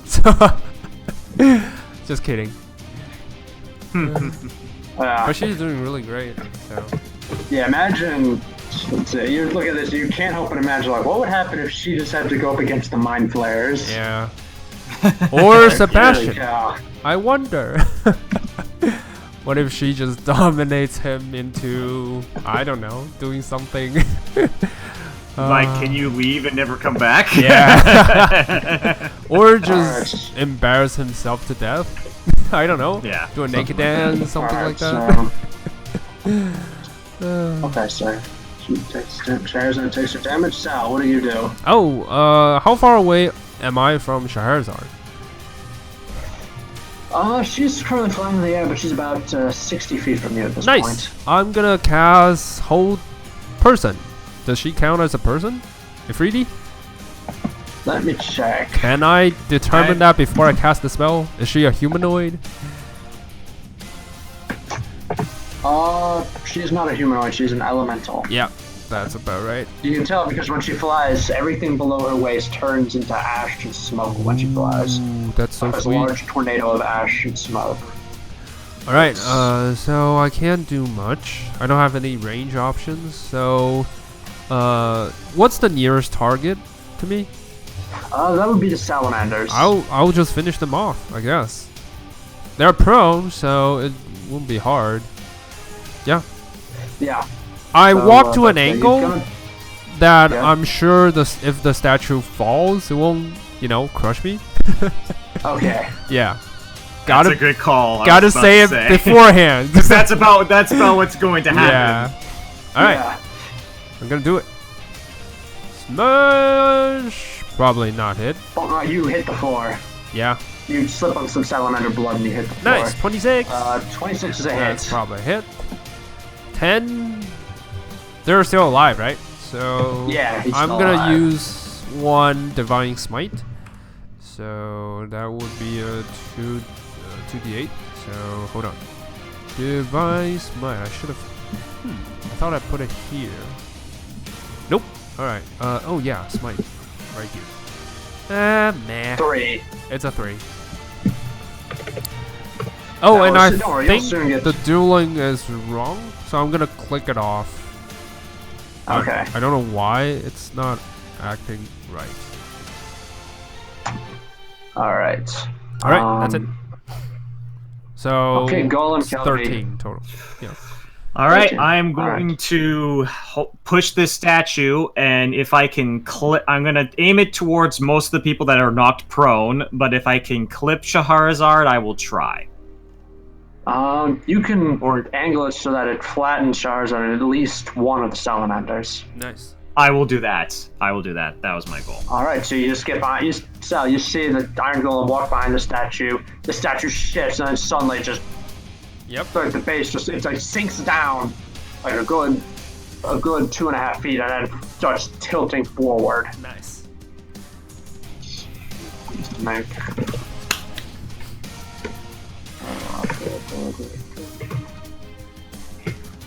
All right. It falls down. Scheherazade is screaming at her half dragon. She's like, "Come on, you gotta snap out of it. She's controlling you. Can't you see that? Oh shit, that's not good." She's being crushed. Nice. Well, it's not so much as so much crushed as it is just like splattered across the ground floor. Yeah. It's like the debris. Oh wait, is she dead or is she still alive? You crushed her to death. You just flattened her. Oh, So you see nice. like all the stuff, like three of the five salamanders you were trying to smash just got crushed by this falling statue. Nice. But- Holy shit! I did not think I was gonna kill her that fast. Yeah, and you also crushed the half dragon too. Wait. This thing is 60 feet of solid gold. It's heavy. Holy shit! Holy That's awesome. shit. My plan works. Yeah. My plan works. All right, I mean you did 20 d20 points of bludgeoning damage. Oh. If you want to use that number. Jesus. Yeah. It's like Like, is that maximum number? 400. That points of damage was 214. Holy shit. It's like above average. That's awesome. Just crush everyone. Anyone's still alive? Well, I all I say as I see the, I will say this for cinematic effect. In Kelby's mecha form, he just says the last thing Scheherazade hears is "This is for Ashton," and that's it. Nice. Nice. Yeah, so I did have her make a dexterity save to see if she could either avoid the damage or if there'd be enough left to raise.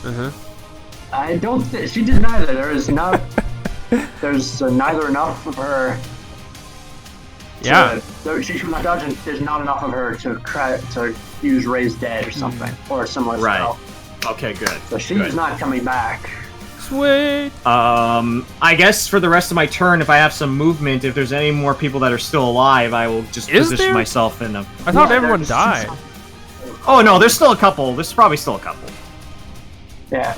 Okay. But because that was my action to push. I'm just gonna move and just get ready to fight whatever's left. That's my Oh, turn. so Plus one you of can the hear the salamander, sounds. I guess. Yeah. Plus, you can hear the sounds of fighting coming from further inside. Ooh.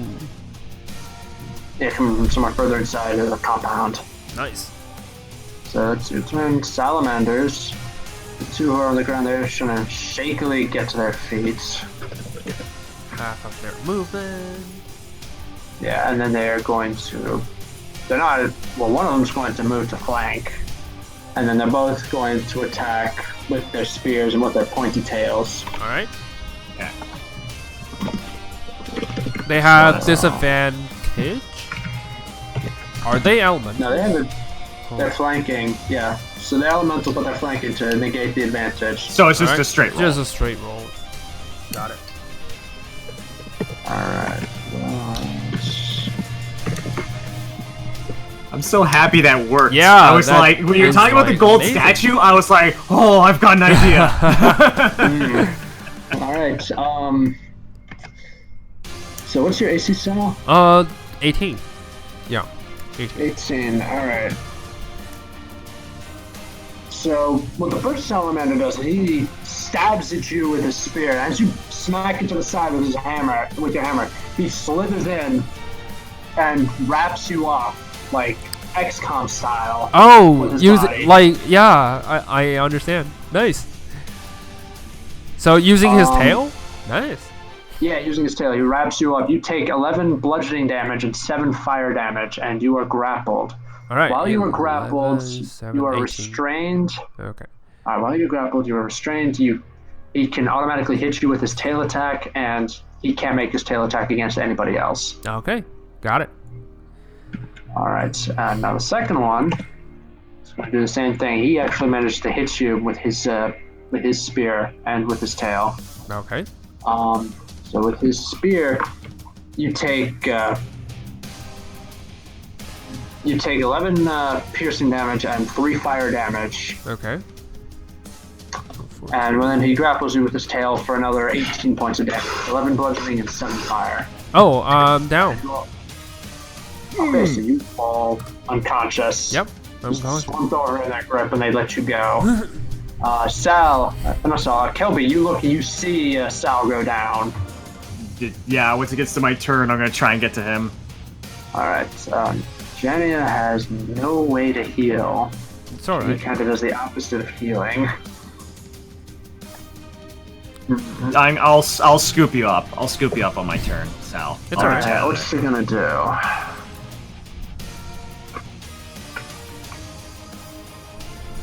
She is going to cast.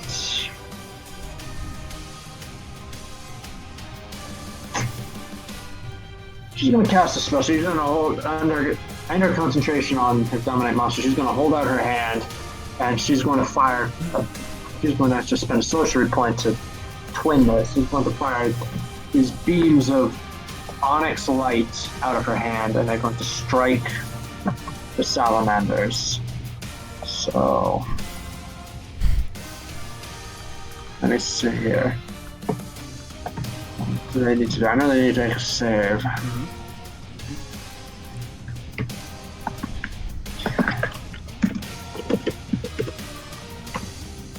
And they both botched their saves.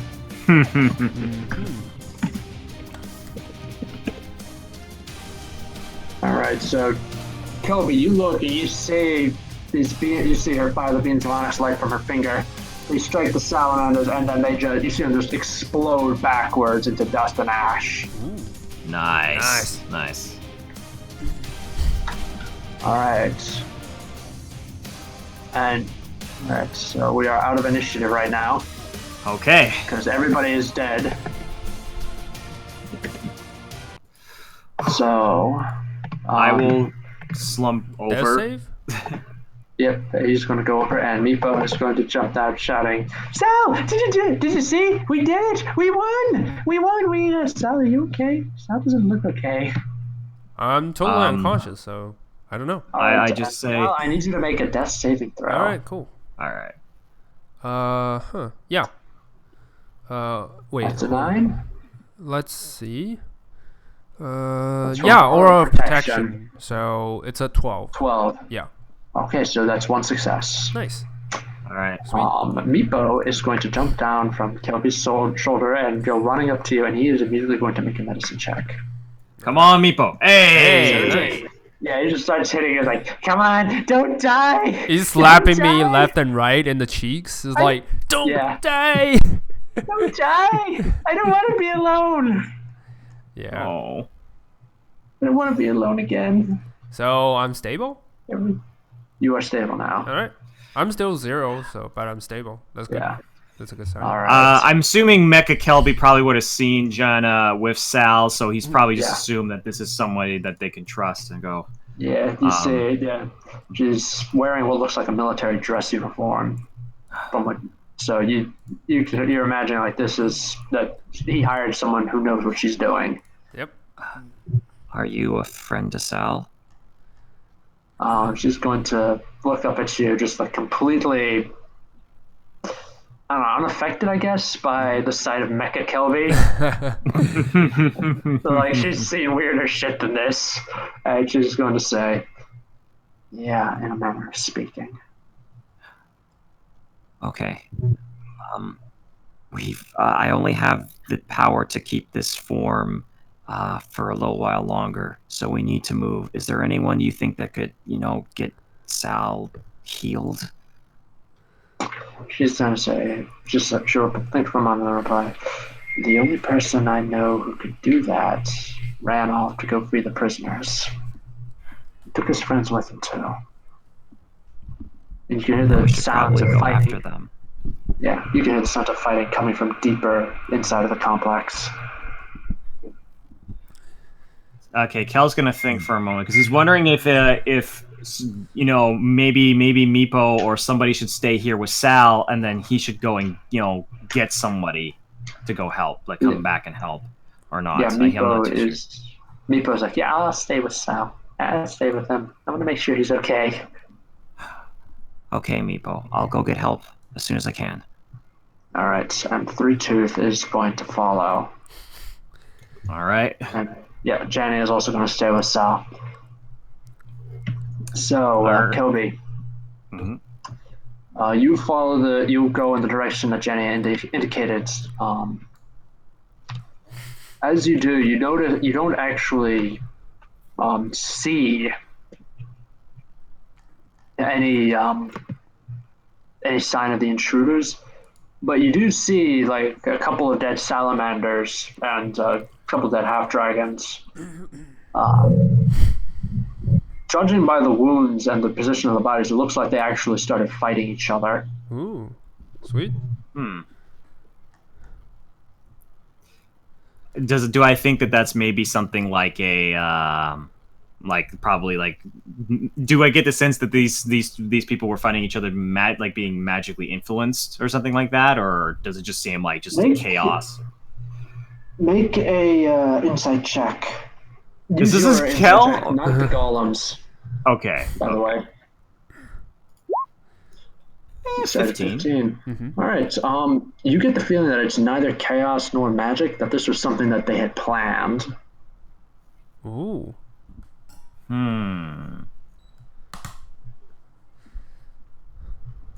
Yeah, I'm with Jaina and Three Tooth, right?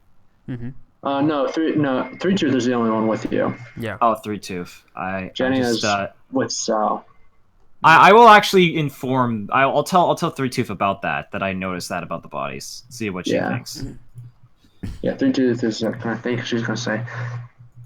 Well, I know the half dragons and the others did not get along, even though they're all fire creatures. True. I guess finally they didn't have a reason to work together anymore. Well, maybe they were waiting for some kind of a signal, and the whole Iron Golem monster thing was a signal. Who knows? Anyway, let's keep going. Yeah, let's go. Yeah, I like to imagine that, like, even in Kelby's mecha form, he still has like that awkward body language to him. Yeah. So we'll keep running. We'll keep moving. All right. Let's see. Where would you be on? You're on the top level. You passed the giant hamster wheel. There's no slaves there, thankfully. Mm-hmm.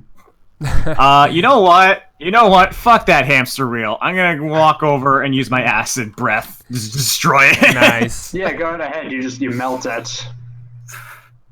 I just look at it and I just say, good riddance. And I'll keep moving. All right.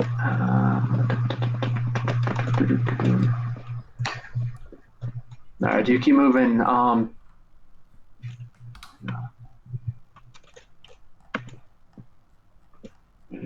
You keep going. You go into another gantry overlooking an enormous pool of molten metal.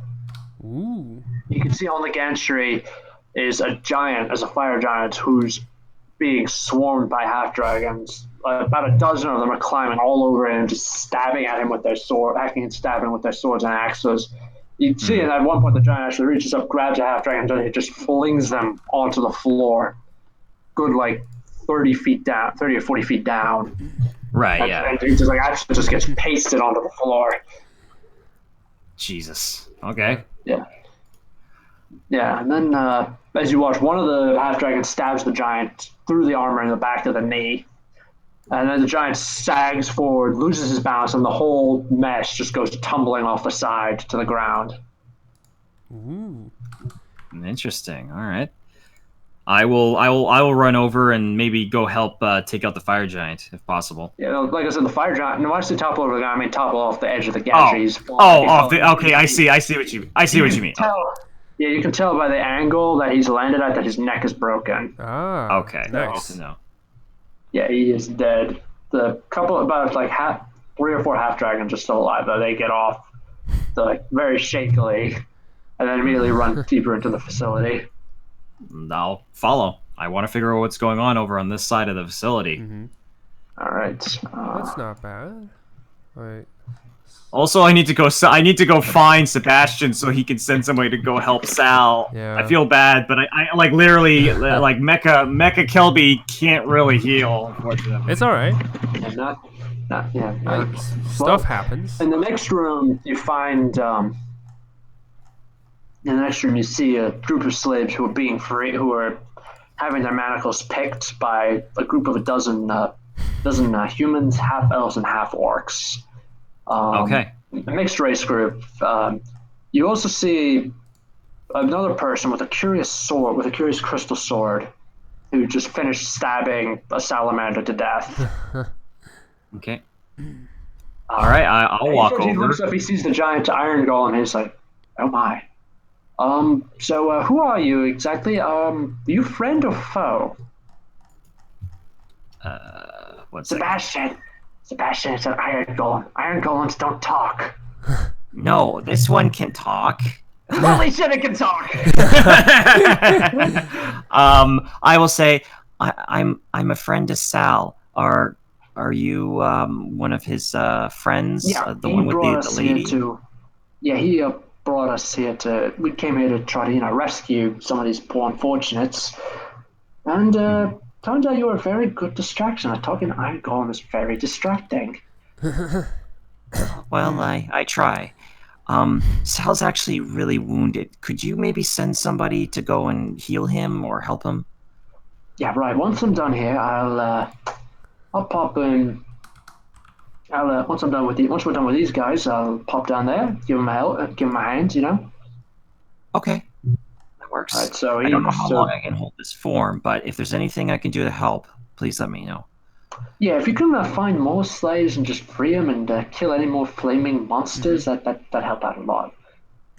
So the last of the dwarf slaves here are freed. So what he does is he stabs his sword into the ground, his crystal sword into the ground, and from the hills, a large portal just pops out. A portal pops out. It expands, and then until it reaches the ground, whereupon it sticks into the ground, forming a large extra-dimensional hole to a distant location.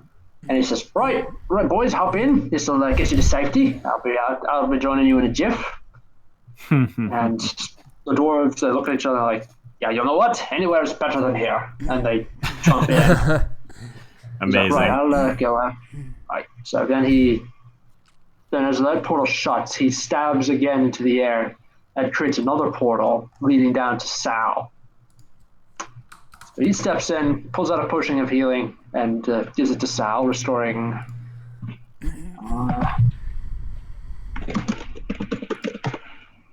7 hit points. Oh, not bad. Yep. Yep, so Sal, you wake up coughing, and then just in time to see Sebastian step through a portal, and the portal close behind him. Oh, it's over? Oof. Good. Then is just going to look at you and say, yeah, it is over.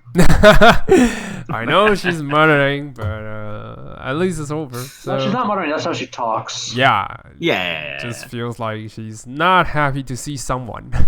But anyway. She's like, yeah, I'm never happy. Yeah. Anyone hurt? Other than me? She looks at the pasted remains of the people who got crushed by the statue. She's gonna say, "Do they count?" No, they're fine. Oh, that worked. No, Nice. nobody else is hurt.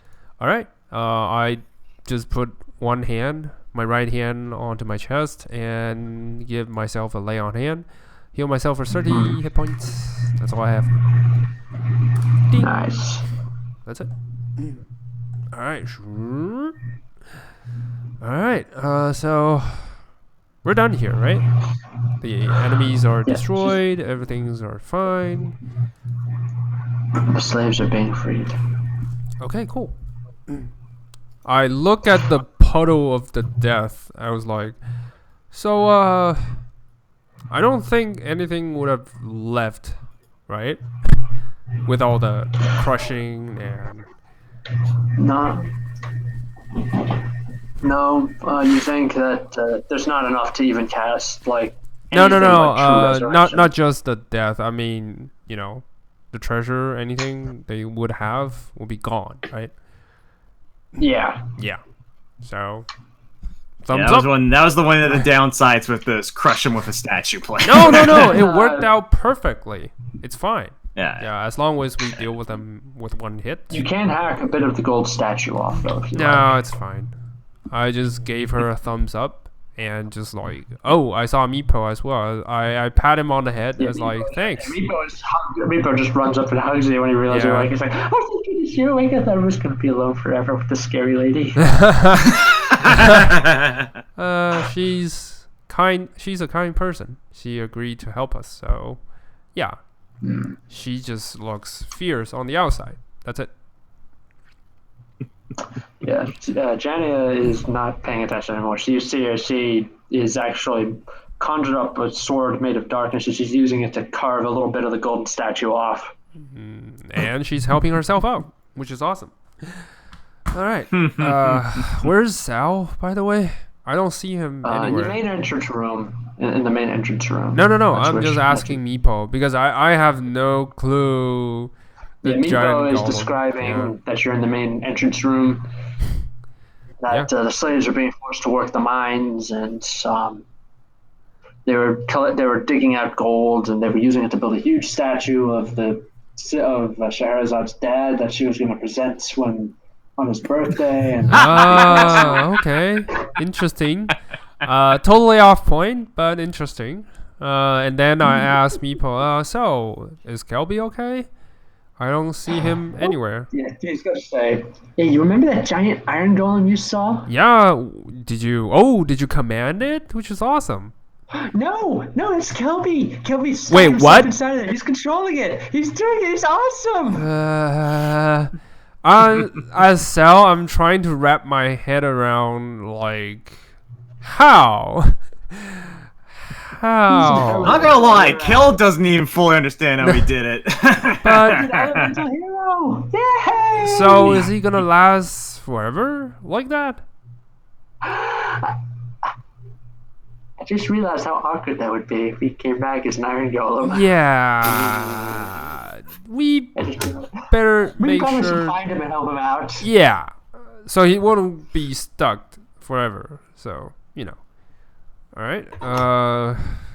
I look at Jenya and I was like, so you wish to stay here and salvage that, or should we go and find the rest of the party first? She says, "Yeah, let's find your iron golem friend." Yeah, and with your help, you might be able to figure out what happened to him, or maybe the fact is permanent or not. I don't know. Meepo says, "I saw what happened to him. He turned into water, and then the water flowed into this giant orb thing inside of the iron golem. Sal just like, and then it was wham, and then stop, Yeah. and it was so cool." Sal's head is just burning like anime style, like overheated machine. Like he couldn't comprehend any of that, but okay. Just nod. Yeah, And smile. he just like Just nod and smile. This is burning, and he's walking. Yeah. Alrighty. Toby. Mm-hmm. Let me check my map again. Alright. Kelby's Yeah, thinking you come about into a room where there's a fire giant who is badly injured, who just finished killing off the half dragons that were attacking him. Nearby, you see like three dead salamanders. Also, they look like they were killed by the half dragons. So as you tromp into the room, the fire giant hauls himself up onto it from kneeling where he was onto his feet. He holds his sword out and says, "So, you want to give me a warrior's death?"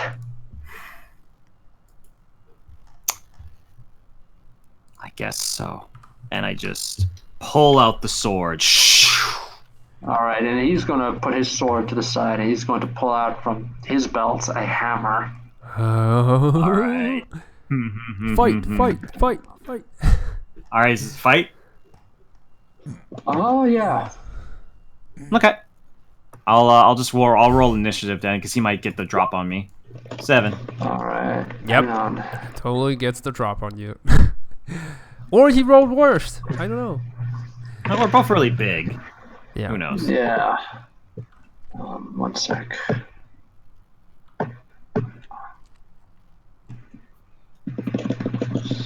Where's his giant stats?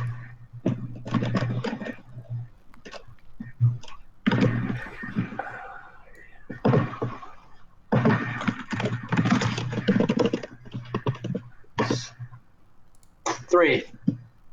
All right, I get to. Yeah. I'll just charge get to him, draw a and card, I'll yeah. swing twice. Okay. 30. Okay. That's yeah, that's a hit. No, it's a hit. 30 and 24 both hit. So let me get my calculator out. That is a total. Oh, it's a 30. I thought it was a uh, 3. Holy shit. That's That's 48. 48 points of damage. Wow. Yeah, no, he is barely standing. Nice. Okay, he's gonna that's my break- turn.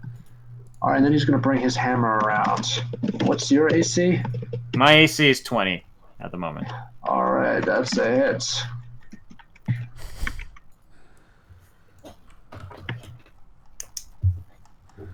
Golem. It's very awesome. Yeah, this is actually magic damage. You think his hammer is magical. Yeah, I figured. Magic. So, swing it two-handed, you take 32 bludgeoning damage. First Okay. attack. You said your AC was 18? Was 20. it golem? 20. Okay, then the second attack just bounces off of you. Okay. Poink. All right. My turn to attack. All right. That's a hit. 19's a hit. All right. Yeah, 22 is a hit. Okay, how do you want to finish him? I'd like to just take the backhand of my sword and knock the hammer out of his hand, and then just drive the blade through his chest. Noise. All right, you do that. You hook underneath underneath the hammerhead. You twist it out, and then you with a quick flourish stab it right through his chest. Nice. Yeah, as he looks down at the gaping wound in his chest, he looks up at you, just smiles, and says, "Thank you." No. And then he dies, and Nice, just pull it out. collapses, dragging like sliding off of your sword. Kelby's just making a kind of like a look around the room, seeing if there's any more enemies that he needs to take care of. Nope. Okay. Sebastian's gonna walk in. He's gonna see the hammer. He's gonna touch it and try to pick it up. And as he does, the hammer actually shrinks down to where he can actually hold it. Ooh, sweet. Ooh, interesting. He's gonna look at it and say, "All right, Sal will probably like one of these." Oh, okay. Yeah. I mean, I'd look at him and say, yeah, he probably would. Sure. I have a let's, question for you, Sebastian, real quick. Yeah, what's up? Have you seen 3 efreeti, like these big buff efreeti walking around? Because I think we still have to deal with them. I think they're related to Scheherazade. I did a quick scrying. We did a quick divination spell. The only efreeti in here was that woman, was Scheherazade Al-Bari. Oh. Well, I have a sneaking suspicion that maybe they're not here. Maybe they went to go and get more slaves. They're going to come back eventually, so we need to move fast. We found pretty much all of them. I mean, the ones we didn't rescue were killed to keep us from rescuing them. So we can just reassemble, and everyone who wants to go wherever, we can go wherever. Okay, that sounds like a plan. All right. Do you have any idea of how we can... Maybe in this form I can try and use my acid breath to destroy as much as I can. I don't want this place to be used ever again. Oh yeah, go right ahead. Do that. I mean, they'll probably just Alright. replace it, but yeah, I think it's that more... makes you feel better. Yeah, I think Kel is just more like, he knows that there's obviously a possibility that they're going to replace this eventually, but it's more that he just wants to destroy this place so that, it can't just be repurposed immediately. Yeah. It will It'll take buy them time. a lot of time. So Alright, if he feels you can that, oh sorry, yeah, what were you gonna say? I was just saying, it'll take about an hour. You guys can take a short rest if you want. Well, So- I can't. I'm gonna. Yeah. I'm not gonna Yeah. take a short rest because the moment that hour ends, I'm gonna be exhausted. Because I'm gonna be popping out Yep. of the Right. golems. So I want to basically use my acid breath to just destroy as much as possible. Okay, yeah, you're using acid breath, you're saying everything. As you're doing that, Sebastian comes up to you and says, "Hey, have you ever considered taking that back with you? And then, like just popping in and out, like whenever you need to?" And Kel kind of looks at his form, the bull head fist, the sword, because I think this would be useful. I would like to bring this back to the monastery if possible. Right, that's where we're going then. Okay. Right. I think I've done as much as I can in this form. So yeah, let's do that. Right, so so the entire group reconvenes in the main hall, Yeah. and one short rest later, the chest opens up, and then water just flows out from inside of the iron golem. The water flows down the chest plates, down the legs, and reassembles on the floor, and then solidifies All right. into the form of Caster. Before he solidified, can I poke the water? I don't know. It just feels weird. Like, wait a minute. This is Kel. Wait. You're gonna put your finger and you're just gonna like. No, I swirl it just around in gently that? poke it. Like touching the Okay, surface yeah. of the water. Yeah, it's water. Good. Congratulations, you have determined it is water. No different from what you would drink from a river. How? You never do this. All right, I reform Yeah. with 4 points of exhaustion. Yeah. Can I say my Um, finger got stuck in his cheek when he reforms? Exactly. Sure. Why not? Yeah, it's just Why like, not? poke. Like he's got Wait, his finger is in my mouth, and I'm like, Yeah. okay, what are you doing? Can you please take it out of my mouth? Oh, gross. How did you do that? That's pretty awesome. And well, Kel is also super exhausted. He's like, I'm not entirely sure. I meditated. I focused on my elemental heritage. I focused on the wave, Oh. and I became an elemental spirit, and that was enough to take control over that golem. I may want to ask. I may want to ask the teachers at the monastery more about Aisha. this. So, Yeah, you Aisha. may want to I'm gonna- rest. You look like Yeah. you've been through hell. but yeah, Kel is looking at you and says, "Are you okay, Sal?" Yeah, nothing a good rest wouldn't take care of. So, yeah. Oh, by the way, short rest. How much do I heal? Let's see it. I'm gonna use 6 3. of them. I'm gonna use 6 of them. So 3, 3. 7, 7, 4, 13, 5, 23, 6. 31, So yeah, 40. 40. Not bad. I'm full. Back to full. Nice. All right. So if everybody's ready, you are all going to be transported back To the monastery. by Yep. Sebastian to the monastery. Mhm. He's going to Okay. take the iron golem along with you. Ooh, Nice. nice. Not bad. All right. So he stabs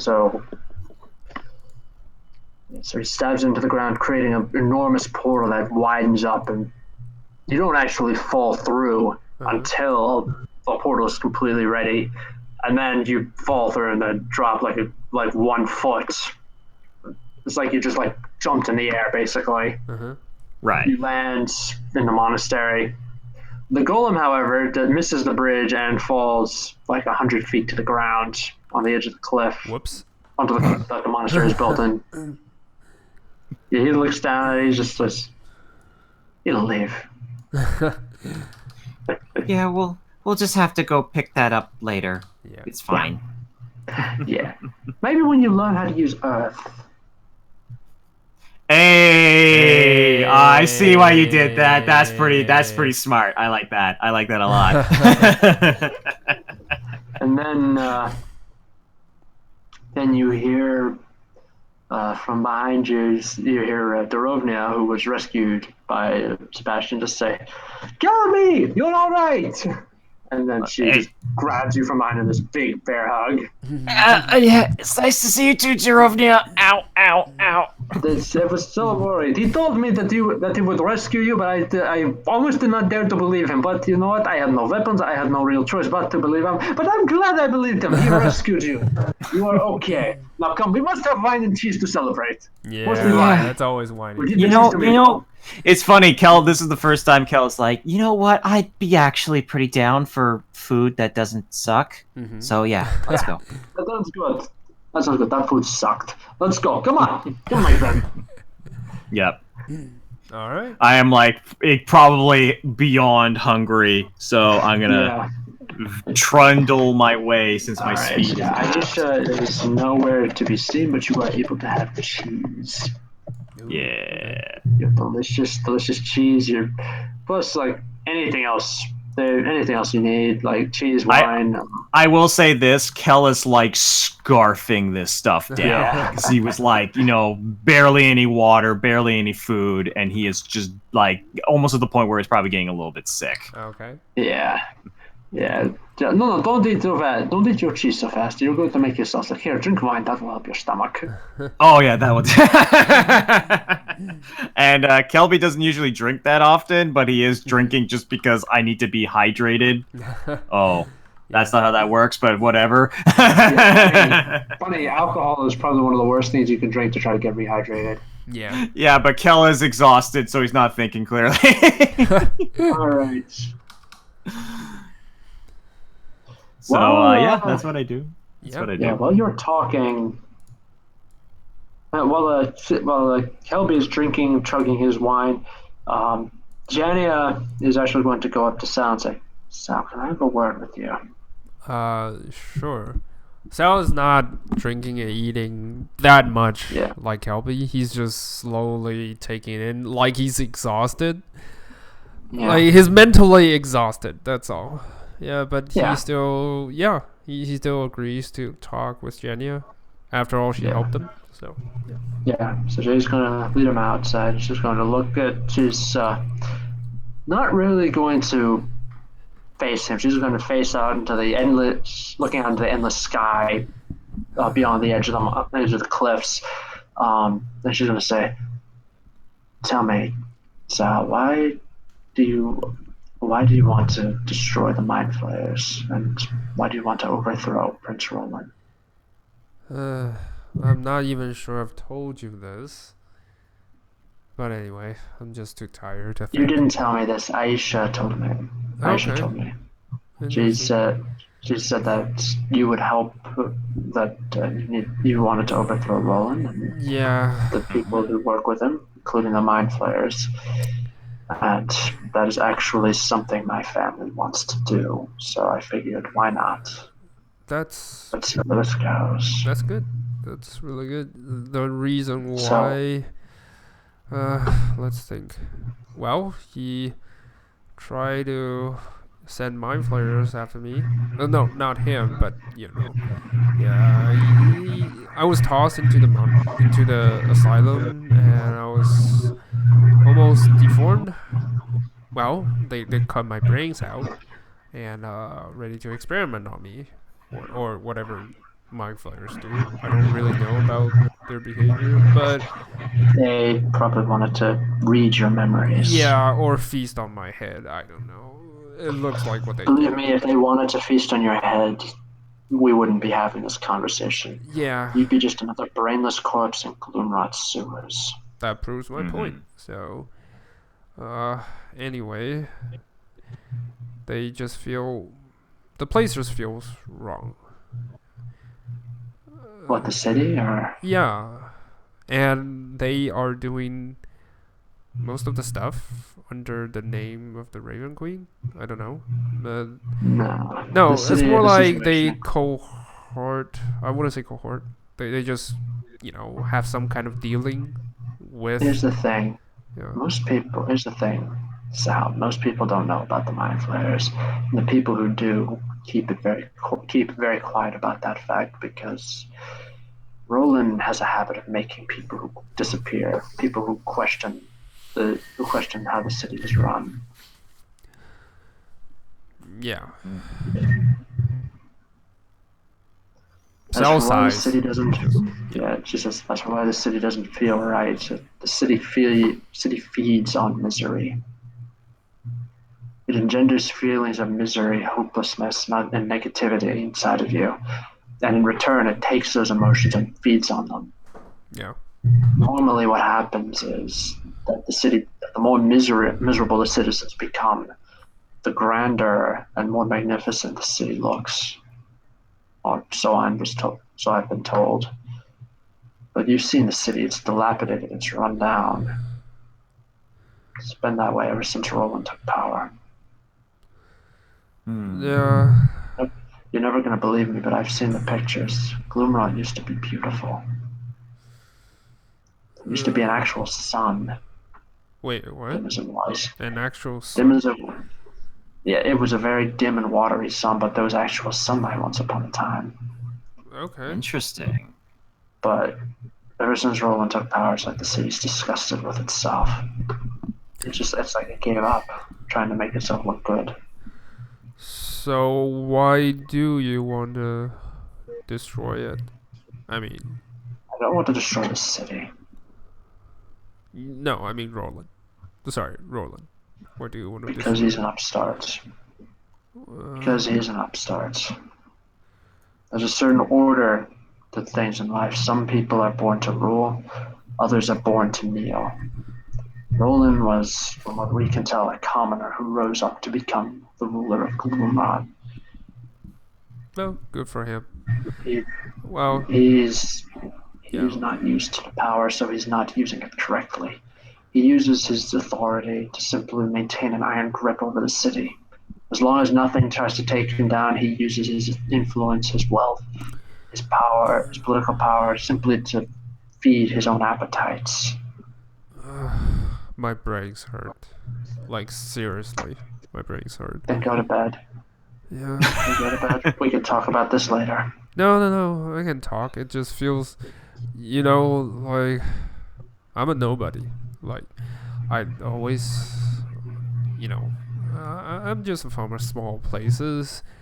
I I don't feel like I have a destiny on me or something. It just feels like I'm going with the flow, I guess. Serving and doing stuff. But, yeah.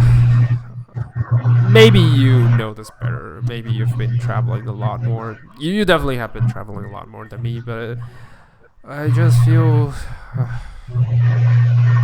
so heavy. You know what I'm saying?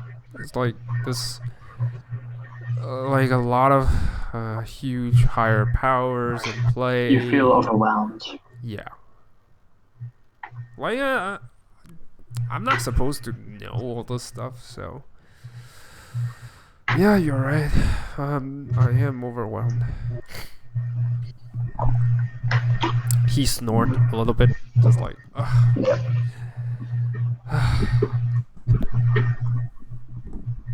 So, any plans? I mean, I'm not a brainiac here. All I can think about is just charge in and try to cut his head off. So, That's a very bad idea. I know. Even I know that, but I can't think of anything better. So, any Well, advice? he rules a city. He rules a city. He has an army at his beck and call. He has roughly half of the noble houses on his side. He has mercantile power. He has assassins. He has mind flayer. He's made deals with mind flayers, evidently. There's no way they'd set up shop without him knowing. Yeah, I already know that. Like, they are in The first thing So, she looks at you square. She looks at you square in the eye. And she says, "The first thing that you should do in the face of all that is find allies." can't we just teleport him out? Like what they did to me. Teleported me to somewhere. That sort Do you of have a gate spell? Sebastian's. That sort of Sebastian's. Shouldn't he be, really powerful? I've seen. Yes, it is. We can teleport him out. We might be able to even kill him. Yeah, let's do it. Might. It's supposed because, but here's the thing, Sal. We need to make sure he is absolutely dead. Roland has reigned for 300 years, and during that time, many people thought they've killed him, only for him to return. That shouts lich. That shouts lich right there. Is it a lich? It could just simply be a clone spell.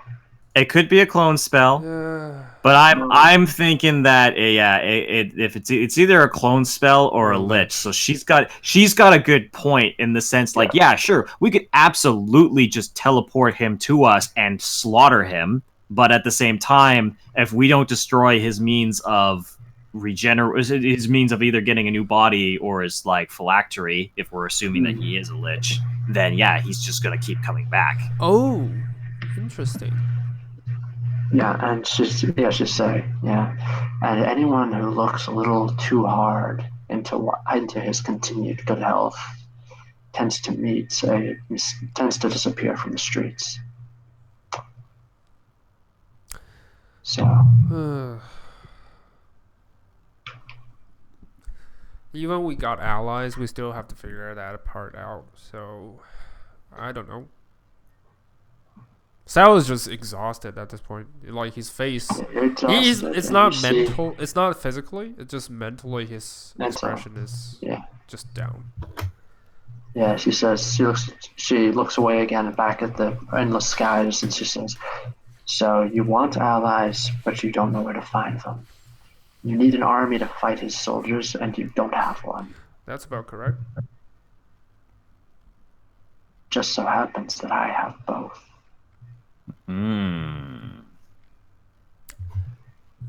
Like, more specifically, my family. With all due respect, like I don't want this to sound rude, but why do you need us? Like you got powerful allies. We are only a 2.5 man group, and she's going to say, we're not that powerful. Because my family is about as subtle as a sledgehammer to the face. Ah, that makes sense. Okay. I'm probably the only one who can think in terms of perhaps sneaking or sabotage instead of just a head-on attack. Okay. But if we're gonna need their help, I mean, how do we convince them to not do what I just said? We're not going to. Huh? We're going to convince them to... I'm the youngest of 6 children. We're going to convince the older 5 to relinquish their claims to the throne, or to the seat of House Karad, or we disappear them. Wait, you want me to kill your family? Wait, what? Killing it? No. Don't kill. Just get them out of the way. My head is like, I don't understand politics. They are not willing to give up. Especially the older ones are not willing to give up their grip on families. They're not willing to give up their chance to rule the family. And my father is still very much alive, and he needs to be dealt with as well. You said you don't want them dead. That's interesting. Sorry. Keep going. If you put me, if you help me sit on the throne of House Karad, I swear, I will use our house's formidable military might to overthrow Roland.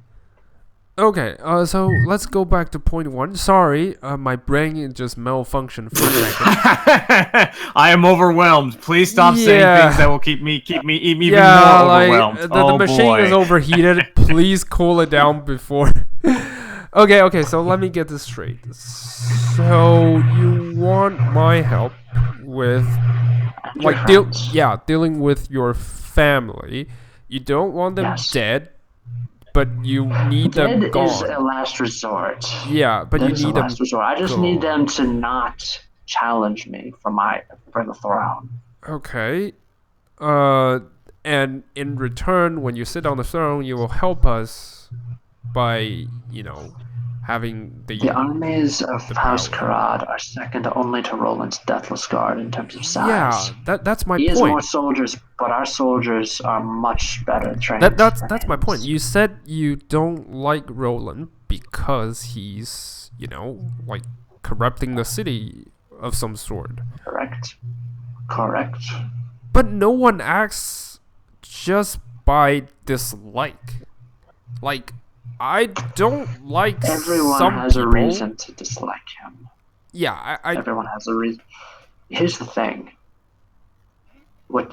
That's the thing. We need to convince the other houses that siding against him is more beneficial than staying loyal to him. That if they overthrow him, they will have something to gain. Do you want to be the ruler of Gloomrod? She thinks for a moment and she says, I want my house to rule Gloomrod. I kind of knew it. Yeah. So Yeah. this is a Game of Thrones. It's not. Not even. Shadowfell edition. Yeah. Yeah. Well, here's the thing. Let's be realistic. This is just me kind of thinking out loud. Mhm. It's like, so we know that Roland's a piece of shit, and that Yeah. Gloomrod is in the state that it is because he's been basically unchecked. Yeah. Right. The Correct. family. That Of I'm Genia's? sorry. What's her name Yeah. again? Genia's family. Yeah.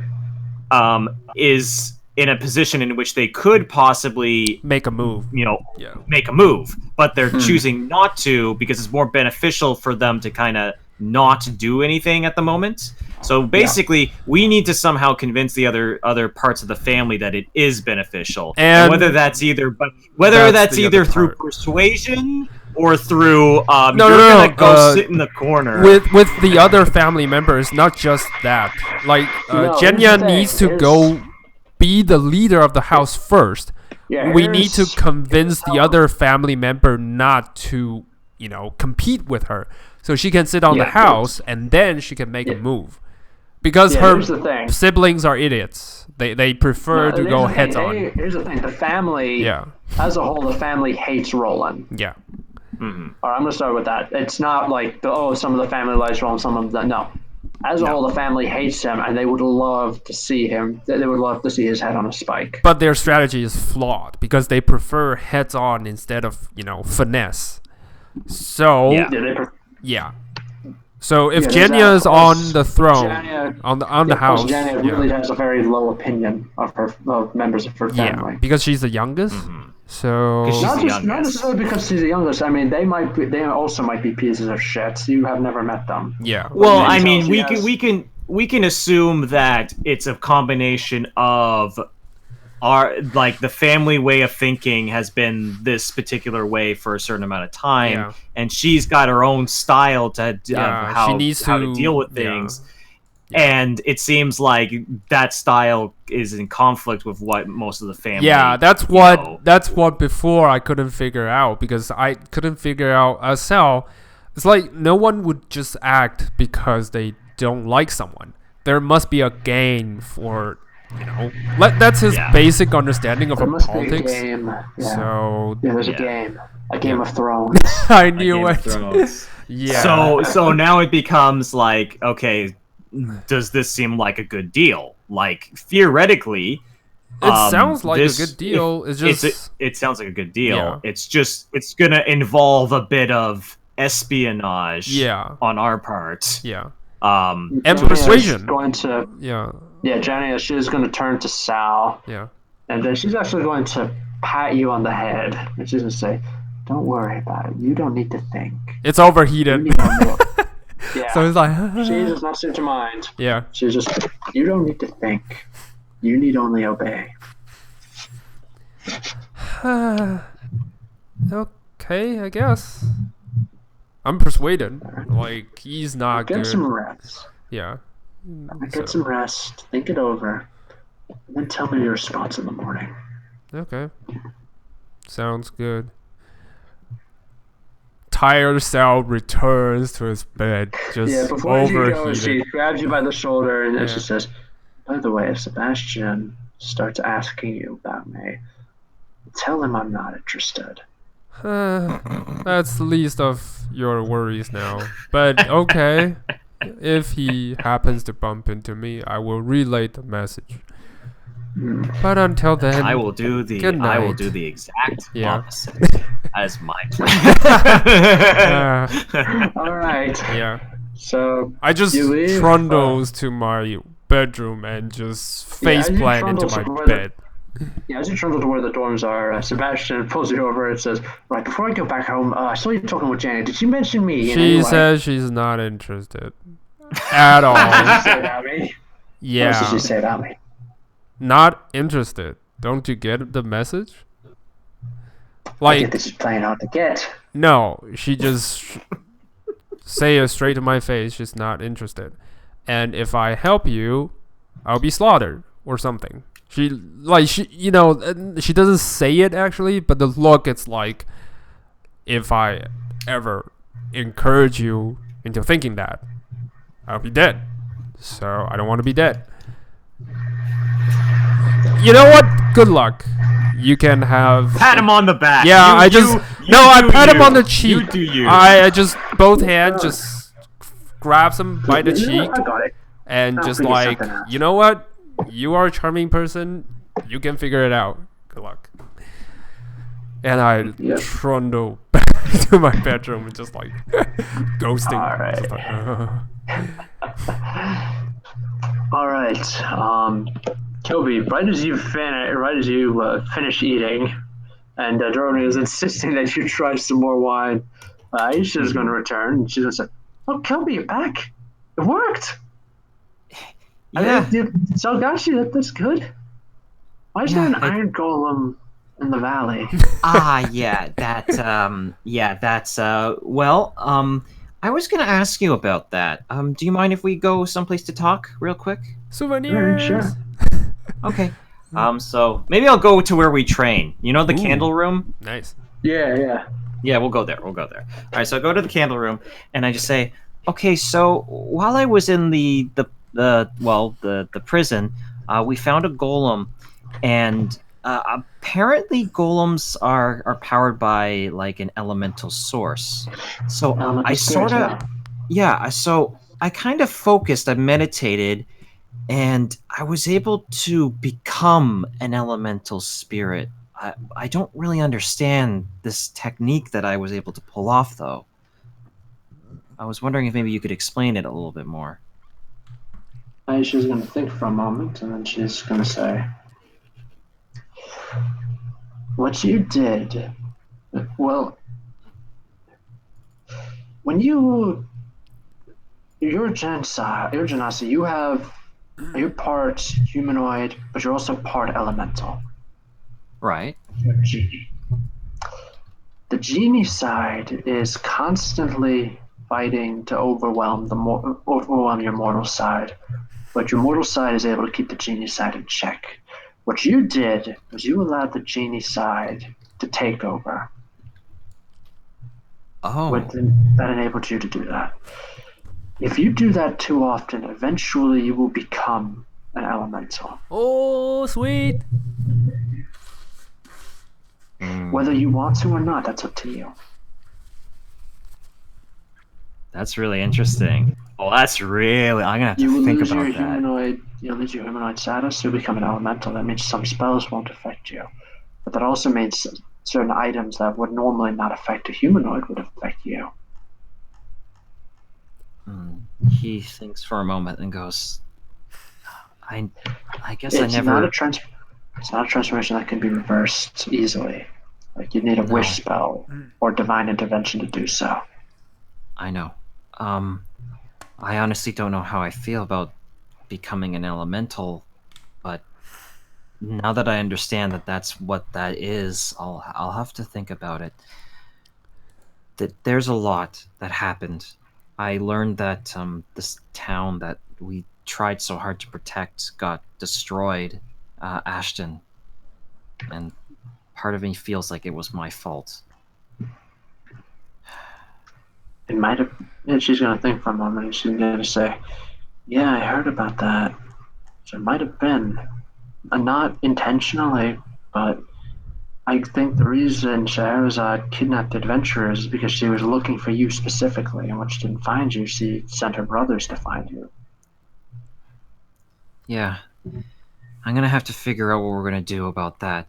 I was able to take out Scheherazade, but her brothers weren't there, which means they're gonna come back and find the place destroyed, and they're gonna make a move. And I'm not going to have another Ashton happen.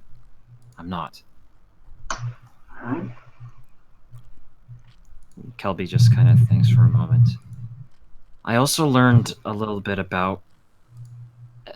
I guess I can tell you, but it seems like I might be a person out of time, if you understand what I mean by that. Wait, what? I don't. Um, You'll have to elaborate.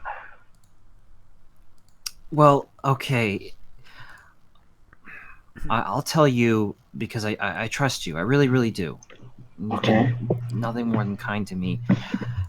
When I was the last thing that happened before I, met Agnes.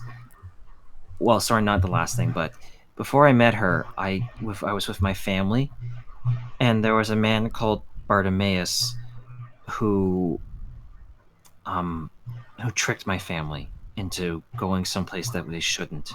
We were ambushed, and I was knocked over into the seas. And when I woke up on an island, and eventually I met Agnes. The Uh-huh. thing is that that was almost like a year ago, and then I hear that Bartimaeus is still alive, but he spent like hundreds of years in the Feywild, which doesn't line up. It doesn't line up at all. She's going to say, think for a moment, and she's going to say, "Has it occurred to you that perhaps Bartimaeus is the person out of time?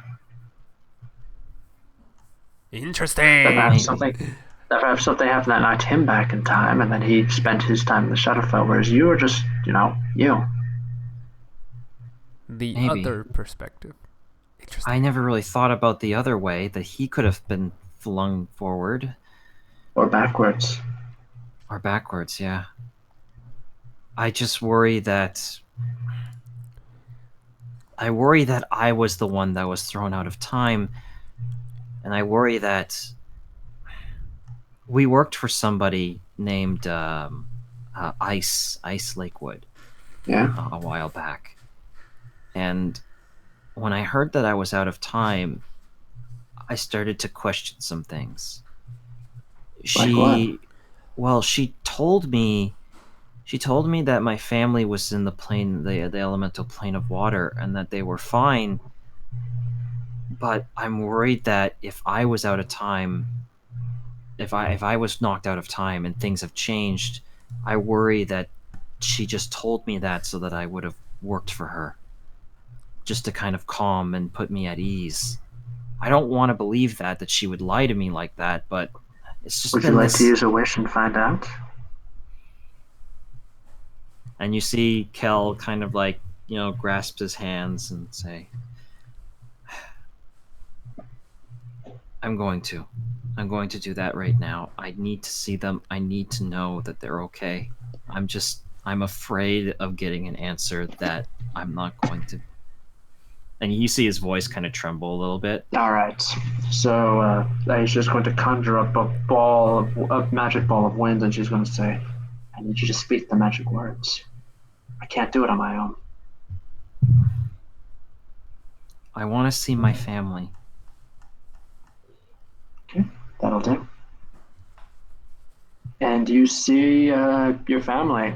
They're in a coral palace, and they're having fish dinner. Immediately a sigh of relief. Like all these stirring thoughts that were in Yeah. his mind were just what could he was so worried that like his family was dead. Yeah, no, they're not. They're very much alive. They're in a large feasting hall made out of coral. Lining the walls at intervals are figureheads taken from wooden ships. The whole thing is underwater because they're water genocide. They can breathe underwater. Yeah. At the head of this massive table, though, is an enormous merid, an enormous whale-headed merid. He's busy like just sitting there. He's fat. He's dressed in finery. He's usually like 3-4 times bigger than anyone else at the table. You see him. He's eating. He eats a bite of his food. He laughs, and then he looks directly at you, Kelbi, and you see him mouth, "Hello, my child." You can see me? And he nods. And he see Kelby's trying to process this, and he's like, "What is my family doing there with you?" He mouths, "Eating." And then he looks at them again, and he looks back at you, and he mouths, "Enjoying a nice swordfish steak." That was my dad's favorite. Kel thinks for a moment. Tell them that I'm okay. Tell them that I'm still out there, and one day I'm coming home. He says, one day you will come home, my child. There is much I have to teach you." And then the spell ends. Ash just says, "Yep, that's your ancestor there. That's your ancestor. The one who came up with the water way of the 4 elements." There were so many other things I wanted to ask, but that's enough. That's enough that I can stop questioning all these theories in my head. At some point, I'm gonna have to get there. I have to get to the plane of water, but I feel like there's other things that need to be dealt with. I'm really concerned about those Efreeta brothers. I may have to talk to Sal tomorrow and see if there's something that we can do about that. And don't forget Agnes. Still need to find her. Oh, of course. I know that I'm going to save Agnes. I'm absolutely going to. It's just from what as you everything mentioned Agnes, Jenny was walking by. She hears that. She stops and she looks at you. She says, "Excuse me, I overheard you. You mentioned the name Agnes?" It turns around. Yes. Does that name sound familiar to you? She says, "About this high, fire for hair, red skin." Well, Kelby's already like step of the wind dashed in front of her and go, "Have you seen her?" Eugenia's face just remains otherwise impassive, but you can see in her eyes that she really doesn't want to tell you. That she says, "I'm sorry you have to find out like this, kid. I really am. I really, truly am. She's alive, don't worry, but I'm sorry you have to find out from me." But Kel is just trembling at this point. she was wed to Prince Roland 2 months ago. I have okay. Kel is in an emotional state, but I want him to make an insight check. That's way too convenient.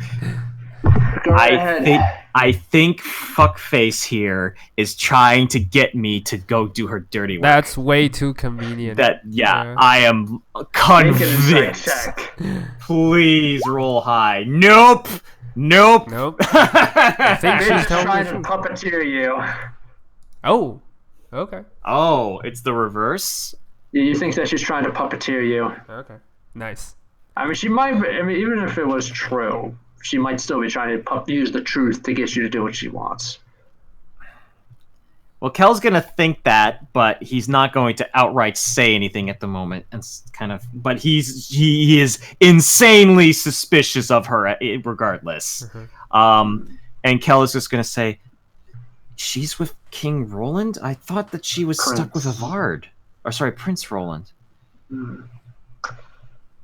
It seems that she was sold, I think. As part of a trade or something. Like, Roland gave him something and he got to her in return. I don't know. Sold. Where- Damn it. That's even worse. And Commodities. and Kelby's just like, "Well, I have to go save her." Okay. And you said that she's with Prince Roland, right? Correct. She's somewhere in the Deathless Palace. I don't know where. And you see him kind of like tighten his grip. "Well, I'm gonna go find her, and I'm gonna go save her." If you enter the Deathless Palace as you are, you will die, and you will die painfully. Roland will make sure of that. I'm assuming you might have an idea as to how to get into there? I do not. Pat Roland allowed for no breach in his defense. The only way in is to smash the front door down. And that's not gonna be enough. Just a thing for mom to say. But I spoke with Aisha, and I think I know someone who can help. The master of the earth discipline of the way of the four elements. I look at Aisha, who's probably still in the room at this point. Yeah, Aisha there. She says, "Yeah, I know where he is too." Kel just thinks for a moment and says, "Well, I'm going to do whatever it takes. So I'm exhausted, I need to rest, but tomorrow I will go and speak with him. If you're saying that this is what needs to be done." It probably is. And he's just actually at this point, he's gonna just, because at this point he knows he needs to rest, like he can't just stay up, he knows. Right, So he's going to retire to his room. Yeah. All right. He just tries to meditate, and he's just thinking about his family, where they are, seeing that they are safe, which is probably something that he has been concerned with ever since he got the information about the time. And now that is something that he doesn't have to worry about, it calms him. But now it's completely replaced with now a fear for what the hell's going on with Agnes. Well, we'll find out next time because we're stopping here for the night. Alrighty. Nice. That was good. That was good. Some fights, hope- some emotional trauma. Also a level. Yeah. Oh, sweet. We're really? level 8. We leveled up. Yeah. Yeah. Well, Yeah, I'll take a flattens- level. Well, Iron Golem Kelby flattens Scheherazade, so Well, that honestly, like, I'm curious. Did you expect me to try and do something like that? the thought might have crossed my mind after I told you you are now an Iron Golem. Yeah. Nice. All right, you guys are now going to be level 7, I believe, or 8. 8. No, 8. Level 8. 8. Okay. Okay, Meepo will be level 7. Nice. All right. I'm trying to think about getting anything at level 8 that's particularly interesting. 8. Let me see. Monks. Level 8. Yeah, you do get. I just get I get ability score. Yeah. Oh, okay, yeah. I think we 'cause all get my that. Yeah. My plan is that I'm gonna bump my dex, Mm-hmm. and if this is sort of a scenario where I'm training, if I'm gonna have to train with the Earth discipline, I'm probably gonna finally take the time and read that manual of quickness. Oh, nice. Because if I do that, my dex will be 20. 22?